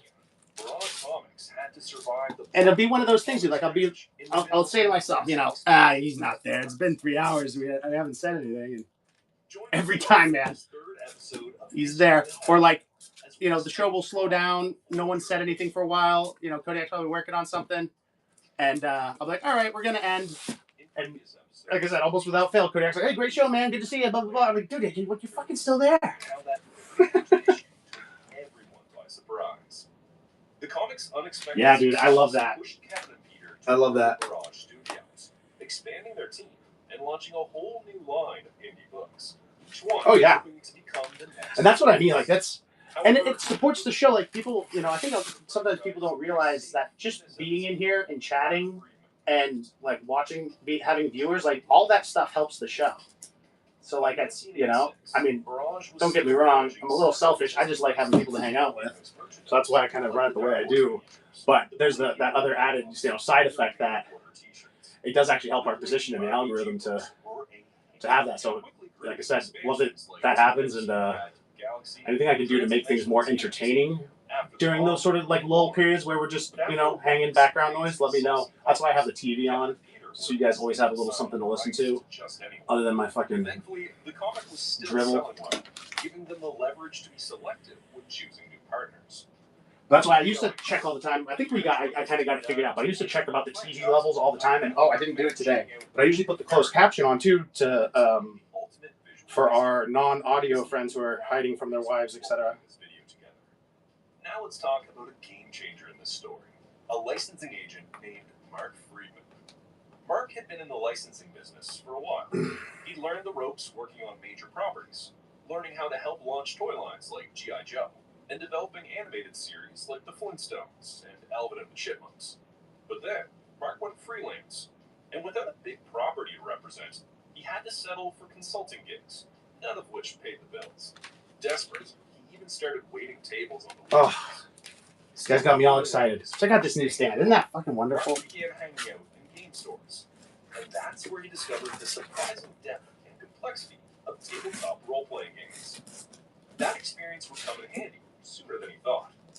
When consulting on the Robotech anime, Mark got a call from Kevin Symbieta, the president of... I still haven't listed that Cuts the Broken Dream or whatever the hell that thing is. Keep forgetting. But Mark flipped the conversation. He asked Kevin what other licenses Palladium was working with. And that's when he heard the name Teenage Mutant Ninja Turtles. Mark was instantly hooked. He rushed to the nearest comic shop and grabbed as many issues as he could find. He also reached out to Rick Obadiah, editor at First Comics, the publisher handling the... If you keep insulting my stand, I'm going to ban you. Rick sent him a copy of the collection. You're not going to be allowed to come back, and I'm going to talk up the stand, and people are going to ask about it. I'm going to be like, it's from this guy who tragically, you know, thought it would be a good idea to disparage my comic stand. You know, he'll forever remain a mystery. Isn't it Sunken Crab? Thank you. Yeah, Kodiak, we love it. It's just because he's got a better version in his head, but he doesn't understand that like the work he put into this is like that's hand painted, dude. All these are. Look at this metalhead. I never worked that hard on anything for anybody. Like just that alone, you wouldn't catch me dead painting like that. That's look, what a good job. And like using like this is like the shaded part, like no paint in here. I love that, but it's still dark because of, you know what I mean. He got into the wood a little bit. Isn't that clever? I'm gonna check this one out. This one we're gonna use pretty frequently. I think it'll be fun to do when I'm gonna up. One of my big focuses for this year is upping our Mirage inventory and trying to make it sustainable, so it's not I have to be searching for it all the time. I can just get it in, and you know, because it's tough to keep Mirage in stock. I think for everybody, but I could do like Mirage only shows, and like that'll be up. You know what I mean? Sunken Crab, I'm so sorry. I think I missed it. I apologize. Let me scroll. I did miss it. I get excited. But ultimately, they walked away. The pitch had a few hurdles. Thank you for bringing it up because I did miss it. What could you say it again? Sorry, man. I get it. Like I said, I get excited and then the show goes to shit. Mainstream enough to feel like a safe bet for big toy companies. And then there was the color. Historically, green was considered a tough sell. 3,000. At least until 1988. Out of options, Mark called an old friend, Rich Salas, vice president of marketing at the U.S. branch of Playmates Toys. And the good news is, you are free to fact check me there because it actually has the print run number on the inside of the book, and I'll show it to you. Not that you don't believe me. And while Richard was still new to Playmates, I'm not implying that, but for sure, the company I get to open. You know, I like showing the comics, and this is the second one I've got to open today. I don't know if you've ever checked out the full thing either, Sunken Crab, but check this out. So on the back, here are two views of me and Kevin, because this was me as Peter. Peter put this out with Ralph, the owner of Jetpack Comics, who used to own Paperback Bazaar. That's what the PBBZ stands for, is Paperback Bazaar. So look at those. So that's them at the Portsmouth Mini-Con. That's boxes of number ones. Can you imagine? Was there another one? Oh yeah, here they are again. Look at those handsome guys. But that's not what we're doing here. That same trip also included meetings with Marvel Productions. Marvel was interested Come on, baby. a 5-part animated miniseries. Do you see at the bottom there? Or it's right around here. Hold on. And since it was Marvel, another Another idea popped up, aimed at younger readers. Boop, right at the top line. I see that 3,000. The toy line. Print run is limited to 3,000 copies. Don't take my word for it. Peter were shown 2 prototypes. One was bulky. Okay, cool. I know it's kind of small print at the bottom there, and my hand was getting shaky. Whenever I try to get something real close, it's like it just happens. Like my hands start getting a little shaky because of my like. I think I'm like, oh, I'm nervous. What changes could be made? The duo was happy to proceed. December 1986, a deal for $150,000. It's probably great, but I'm not going to send you that one. As a result, I would do a quick condition check on the ones I got here and send you the nicest one I got, which pretty much all of them are nice, so no worries there. But we can check. Let's do. Like I said, I have fun when I'm checking out the book, so just but that momentum stop me if. For the past 3 years, the comic book industry had been Where are we, riding baby? a black and white boom. Driven How many by of these do we have? Oh boy! everyone was chasing the kind of collectability that Teenage Mutant Ninja Turtles had achieved. But by 1987, We can check the condition on that one too. Publishers were shut I was gonna say they all look to be in good shape. I don't know why. I just a lot of times like if I've handled it before, I'll just keep it as a display if I have multiple of it. But yeah, this one's really nice. Cool. Well, I honestly think this is in slightly better condition than the other ones I have, but we can take a look and show that. So here's the light on it. No ticks. No pock marks or anything like that. And of course, I think we already looked at the back a little bit, but just shine the light so you can see. No ticks on it or anything like that. Nice and smooth. No color rub. Can't find a problem with this one, which is irritating me. Give me a second. I'll find something. It's nice. Yeah. Yeah, it's nice.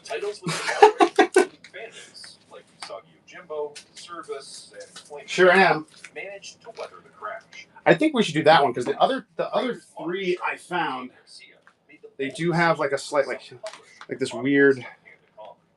Well, not all 3, just this one, I guess. What's wrong with this one? There's a little tick on that one, and that one's fine. But like, check this one out. Like, do you see that at the top there? I think you can probably see that. It's hard to see, but there's like a little dinger on that one. And then there's, like I said, there's a little tick on the other 2. So that one actually is the nicest quality I have. I'll always send the best quality of anything I have in condition. It's kind of like first come, first serve as far as that's concerned. $1. That's funny. Tales of the Teenage Mutant Ninja Turtles. Don't threaten me with a good time. It was written and penciled by Jim Lawson and inked by Ryan Brown. The goal was to have a TMNT comic on the shelves. I know I said I'd be willing to run it for 40, but you asked it's a very specific question. I'd also be willing to run it for 35. Perfectly, it came pretty close. Good game. Thanks, dude. Hope you enjoy. And I appreciate you still supporting the show. That's why I don't mind running that for 35 for you. Not everyone gets that one. Not everyone gets that deal. Of course. Of course. Like I said, I really appreciate you hanging out with us, man. The Turtles would end up staying there. Appreciate all you guys. But like I said, anytime, any support that you guys show for the show, like regularly like that, like I'm gonna try to do everything I can for you. The studio was growing fast. Dude, I'm gonna have to get a restock on those here soon. Like we've been flying through those just because like I think other people sell them for a lot more. I know other people sell them for a lot more. That's why I originally got them in. I was like, let's set expectations. Didn't mind being a little flexible when adapting their work. Those differences started to show, especially when it came to approving licensed material. To give themselves a bit of breathing room, they started alternating issues. It helped for a while. Sucker Crab, out of curiosity, what time do you work? Because I'll add it to my contemplation for. I pretty much sold all the toys on our last toy show, so I don't have that third action figure show anymore. I just have 2 shows. I'm debating when the best time and day for when I reschedule the third show going forward, when it would be the best. decade 9 to 7 Eastern. when Tom Waltz and Kevin Eastman, with Peter 9 to Gillespie, 7. turned it into what we now know Okay, yeah. as The Last Ronin.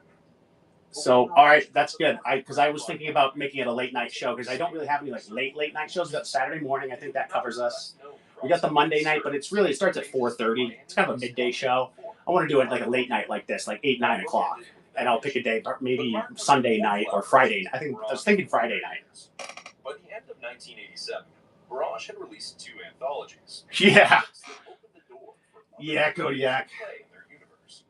The first was Turtle Soup, which featured the story Turtle Soup. All right. Stew. I think that's enough for me to decide. I used to do toy shows. I dollar started pretty much our entire toy lineup last week. I do still have a few toys here and there. Like I've got some of the newer like Playmates sets. I've got the comic sets for Playmates. A few other odds and ends, a Fugitoid figure, some loose figures, but I blasted those out last week. Was 1987, at least on paper.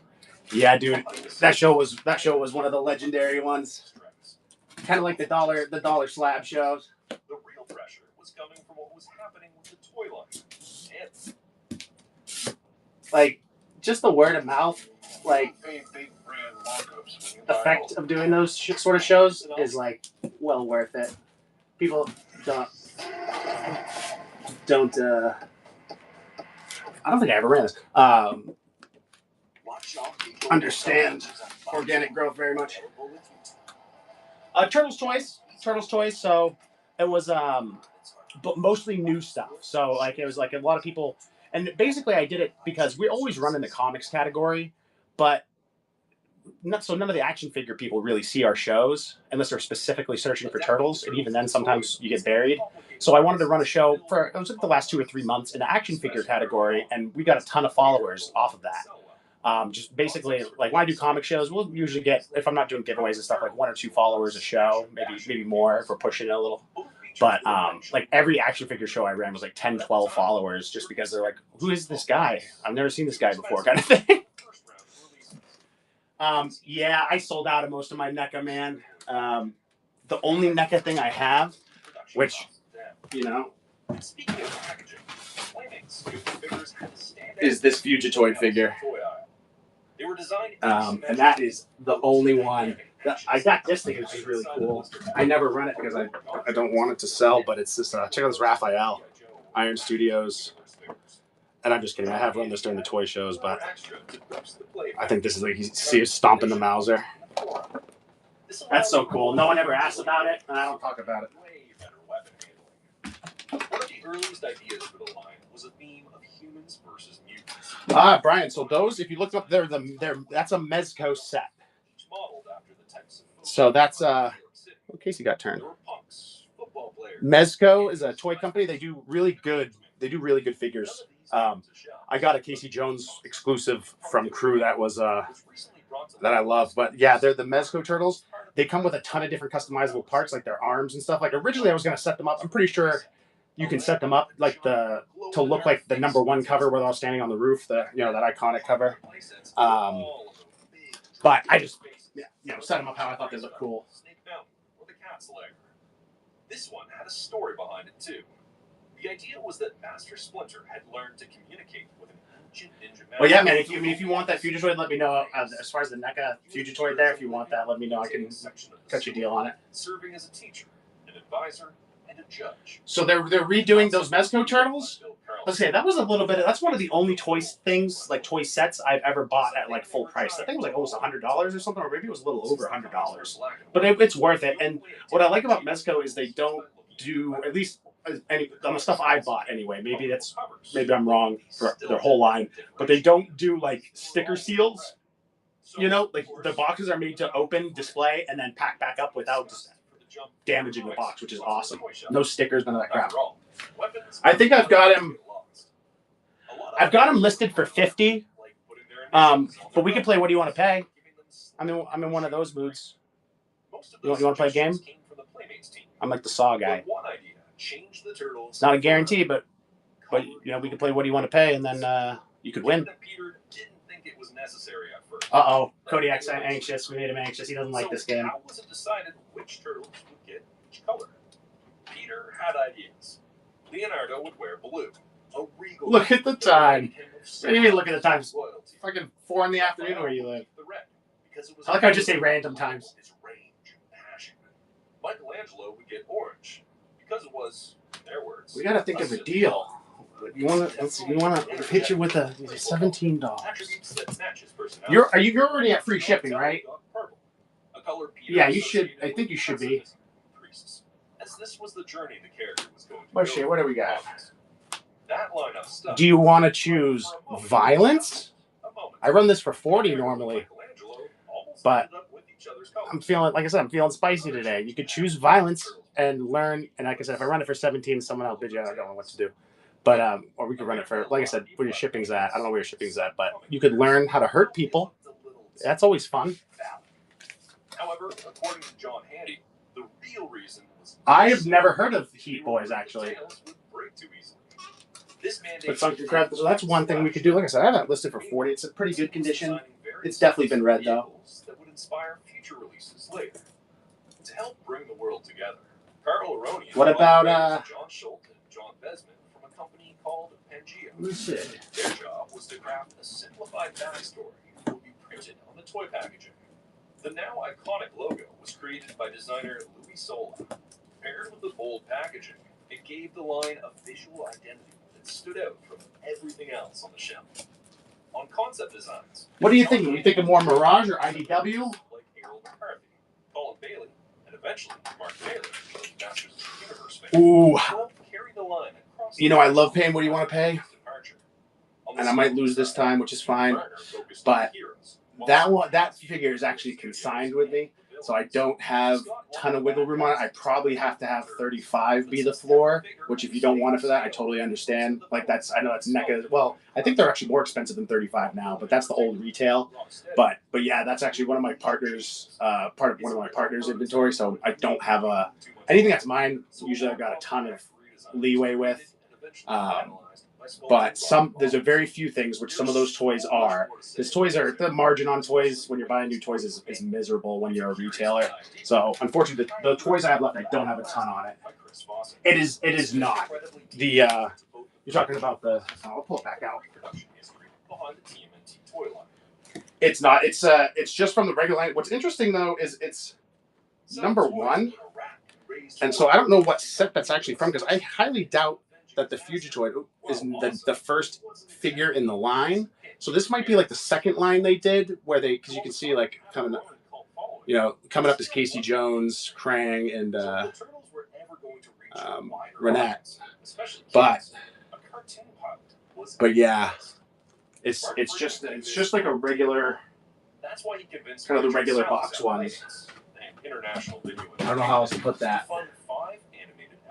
Oh, there those are. I do actually have a couple other figures I just found.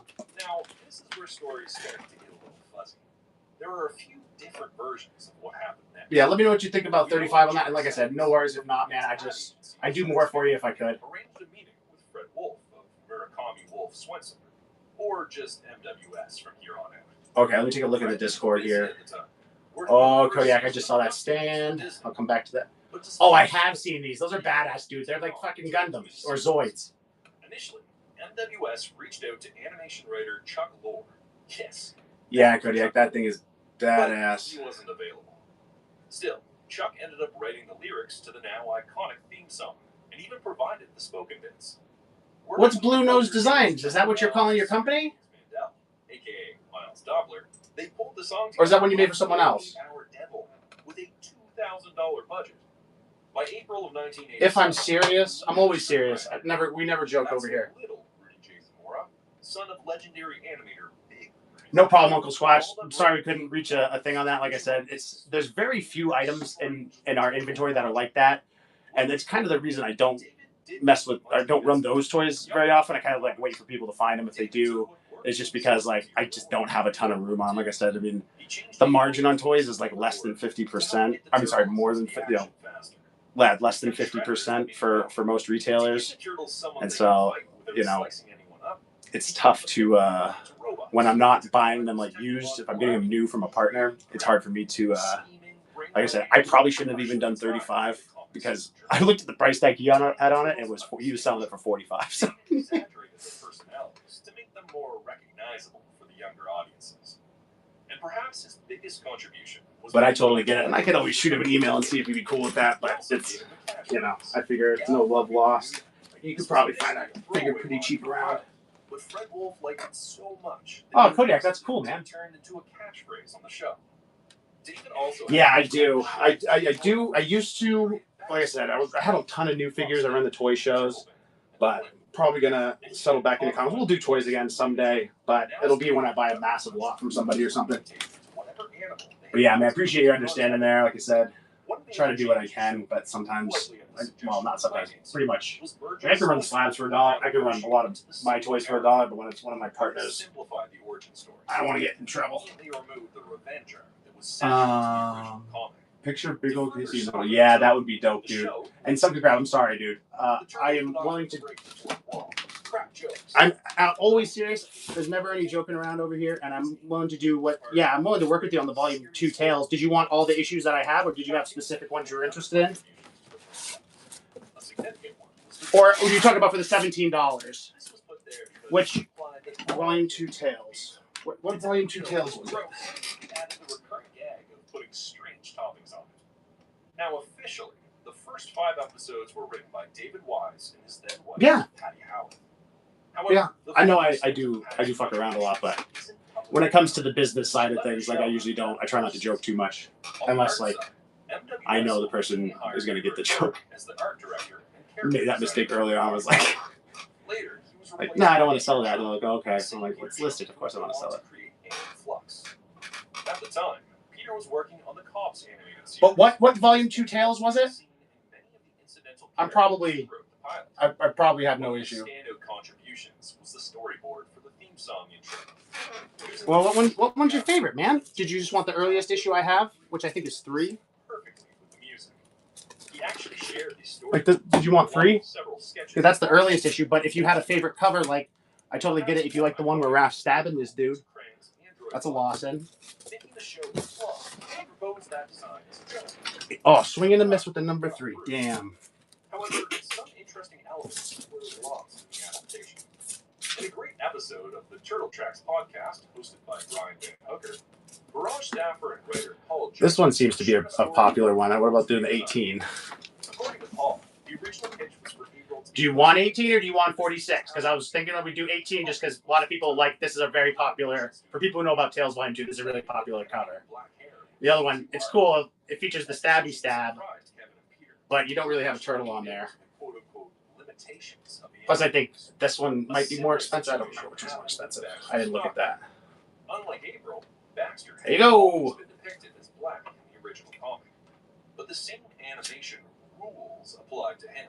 Except this time, they didn't just change his race; they aged him up and gave him the wild-haired look of a mad scientist like Doc Brown from Back to the Future. Apparently, the idea. Thank you so much for supporting the show, dude. As always. In fact, the original plan was awesome to see you. To move in with him inside the Technodrome, and for Baxter to become their mentor. Of course. Of course, yeah. I shaved another couple dollars off just in case. I wasn't sure where you're at in the shipping, so yeah. Appreciate you, man. Like I said, all you guys, I appreciate you hanging out, supporting the show, chatting, supporting the show, lurking, supporting the show, shopping, supporting the show. While it's anecdotal, it aligns with a you guys rock. Make this my favorite part of this project. Black characters is you guys for sure. Too hard to animate. Animators would say that urban styles weren't commercially viable, or that black hair and facial. Isn't that the worst, dude? That happened to me several times to the point where I no longer can trust eBay notifications. Like when auctions are ending and stuff like that, like they're supposed to notify you, you know, and I don't get them all the time. So I have to like mentally keep track of what I'm doing because I can't trust. And they'll send me the notification sometimes.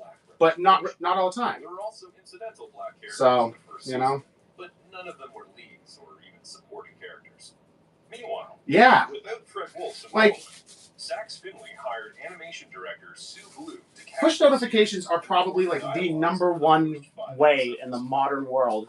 Maybe I'm wrong. Open to discussion, but in the modern world to like the number one way to like push sales, to advertise. Like I think push notifications are probably more effective than TV commercials at this point. You know, that's why I've been so focused on our follower count, because Whatnot sometimes will notify your followers when you go live. So it's really powerful to be able to notify over 1,000 people at once that you're doing anything.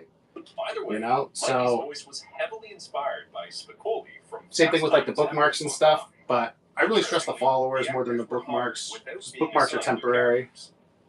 But yeah, that's like the first year of doing this, I was like, all I care about is my follower count. I don't give a shit about sales numbers. And then the sales numbers have been amazing. So I was like, okay, I care about it all now, but still focus on the followers and community side. Rounding out the cast, Renee Jacobs voiced April. Peter Renaday was Splinter. James Avery brought the Shredder to life, and Pat Fraley pulled double duty as both Krang and Baxter. All the episodes were recorded in a small Hollywood studio and on a tight schedule. But here's what really made the magic happen. The cast recorded together. But yeah, guys, we'll probably do like a 5-10 minute warning here. I got to work tomorrow morning early again, so I don't want to have another headache-filled day. I didn't sleep the other night, so that's part of why I had a headache. I'm irresponsible with my sleep schedule. I need to get on top of it. But I slept all day today, so I was like, and then like I said, I woke up. By the way, Kodiak, I bought that metalhead for you, buddy. So like, if you want, I can't remember what I paid for it. I really don't care. Let me look at what I paid for it. Like, if you want it, we can add it to something someday, or otherwise it's just gonna find its way to fucking Alaska. I don't really care. But I bought it to torture you for a while, and I feel like I haven't got my money's worth yet, so bear with me. But I did buy it for you. Just spoiler alert. Babies don't ever stop. And behind them is an like I said, if you don't want it, too bad. It'll end up in one of your packages anyway. Haha. Because they're Pampers behind every baby. Now with new easy. Dude, I got a great price on that. I only paid $40 for that. You should look around and see if you can find one cheaper than that. Though every now and then they had to step in to prevent. So I'm thinking, what are you thinking? We could settle on maybe 200, 500, somewhere between 2,000 and 3,000. Like 200 and 3,000. Let me know what you're thinking. By the fall of 1987, news about the cartoon Uncle Squatch, super easy. If you ever forget or whatever happens, and like if you don't do it tonight and you want to do it tomorrow, super easy. You can find all our stuff on lookingfortmnt.com. So looking for TMNT, just the way my username is spelled here on Whatnot, with a .com at the end. And like there's a little pop-up that says like you're joining the community. It'll bring you to a page where you can join the Discord link. The hamburger menu in the top right, if you're on a phone, you can open that. There's a link to the Discord. There's like 3 different ways to join the Discord on there. But yeah, if you go to, I could give you like a messy Discord link or whatever, but it's so much easier to just go to lookingfortmnt.com. And then, like I said, on the community page, you'll see the Discord. Like you can actually, there's a widget where you can actually use Discord from the website. You don't even have to use the app. You can actually use it right from the community page. I set up that nice little widget. It's fun. But there's, our Facebook group is on there, all our different social pages. Like I'm going to start, I've done it in the past, but I kind of laid off for a while, but I'm going to start doing more coupons and social media. There's all sorts of stuff with the Discord where like I do giveaways every week. I do a regular giveaway for our regular members, and then there's a VIP program that you can sign up for that gives you a ton of benefits. Like it pays for itself pretty much immediately with the coupons, but you get free stuff with your orders, and then you can do a bonus giveaway every week. Where basically there's a giveaway that only VIPs can enter, people with that VIP access, and a regular giveaway every week, so everyone can win stuff.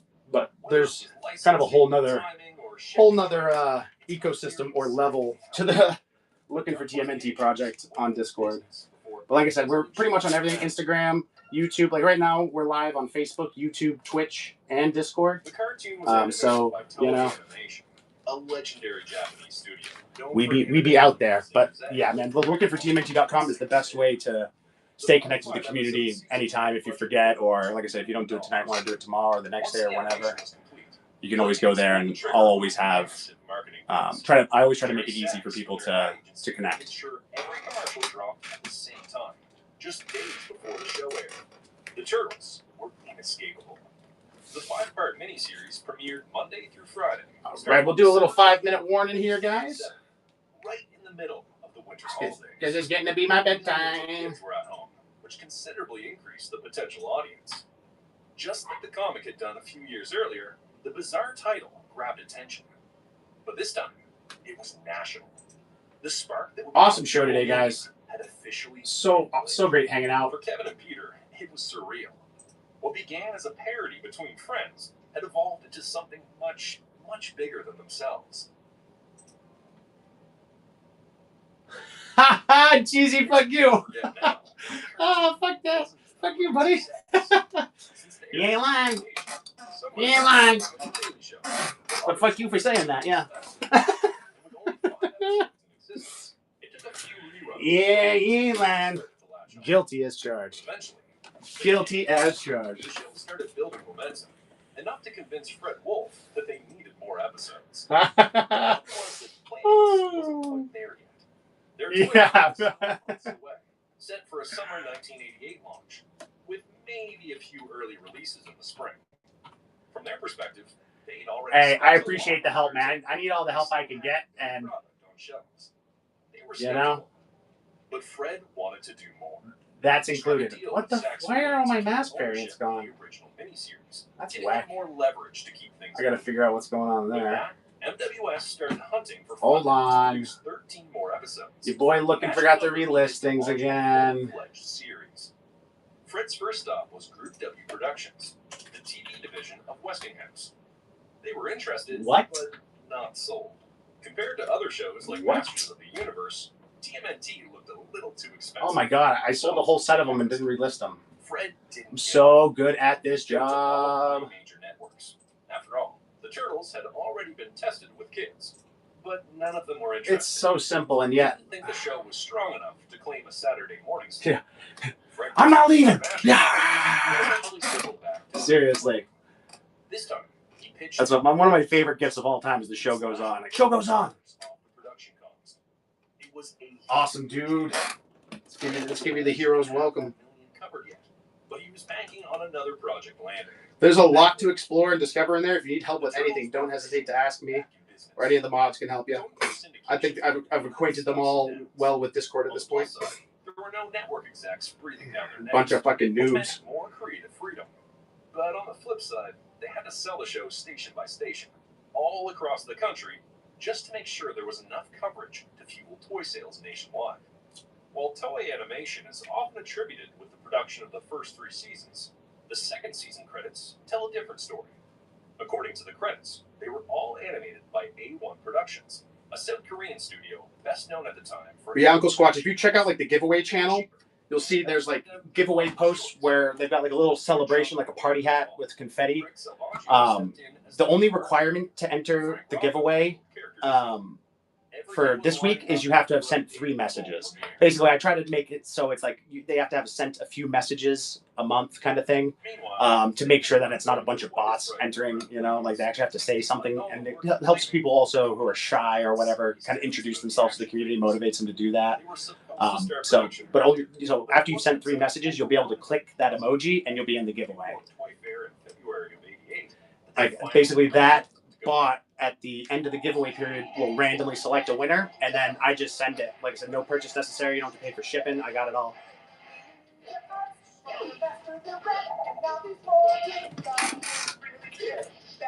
The Shredder, sworn enemy of the Turtles. It feels so good to be so bad. With his henchmen, the dreaded foot soldiers, the mutants Bebop and Rocksteady. What do I do with them? Destroy them! All one Turtles. Mutant Ninja Turtles. The first wave hit stores nationwide in June 1988, but getting them on shelves wasn't easy. Retail giants like Target, Kmart, and Walmart turned it down. It was the smaller retailers, and especially Toys R Us, that saw the potential and put All right, no more 5 minutes. That's it, boys. After this is done running, we'll close up shop. Of course, guys, thanks so much for all the support, whether you're hanging and chatting or shopping with us. Like, it's always appreciated. And I'll right back at you, sweet cheeks. We, of course, looking for TMNT.com to stay connected to the community outside the shows. at the very least, you will see us on Saturday morning, and I think that I'm gonna start scheduling Friday nights too. After talking with some of our favorite dudes here today, I think that doing something for our late night guys, that's a gap, and I'll close it. So we'll end up doing late nights, probably Fridays, but keep an eye out for that. Kodiak, thanks so much for the stuff today. I'm so stoked. Like I said, I had no plans to run a show, and Brian sent me that message, and I got the stand, and I was a new man. So, like I said, it was super awesome. Like, thanks so much, guys. Brian, thank you. Kodiak, thank you. Gigi, thanks for hanging out. Anyone who's still here who I forgot, thanks for hanging out. Uncle Squatch, you, thank you so much for everything. And I hope you guys have a great night. Let's see if there's anyone we can raid. You know, this is my favorite part of the show when I realize I don't follow anybody because I'm dumb. And so I don't know who we can raid. Oh, let's do this dude.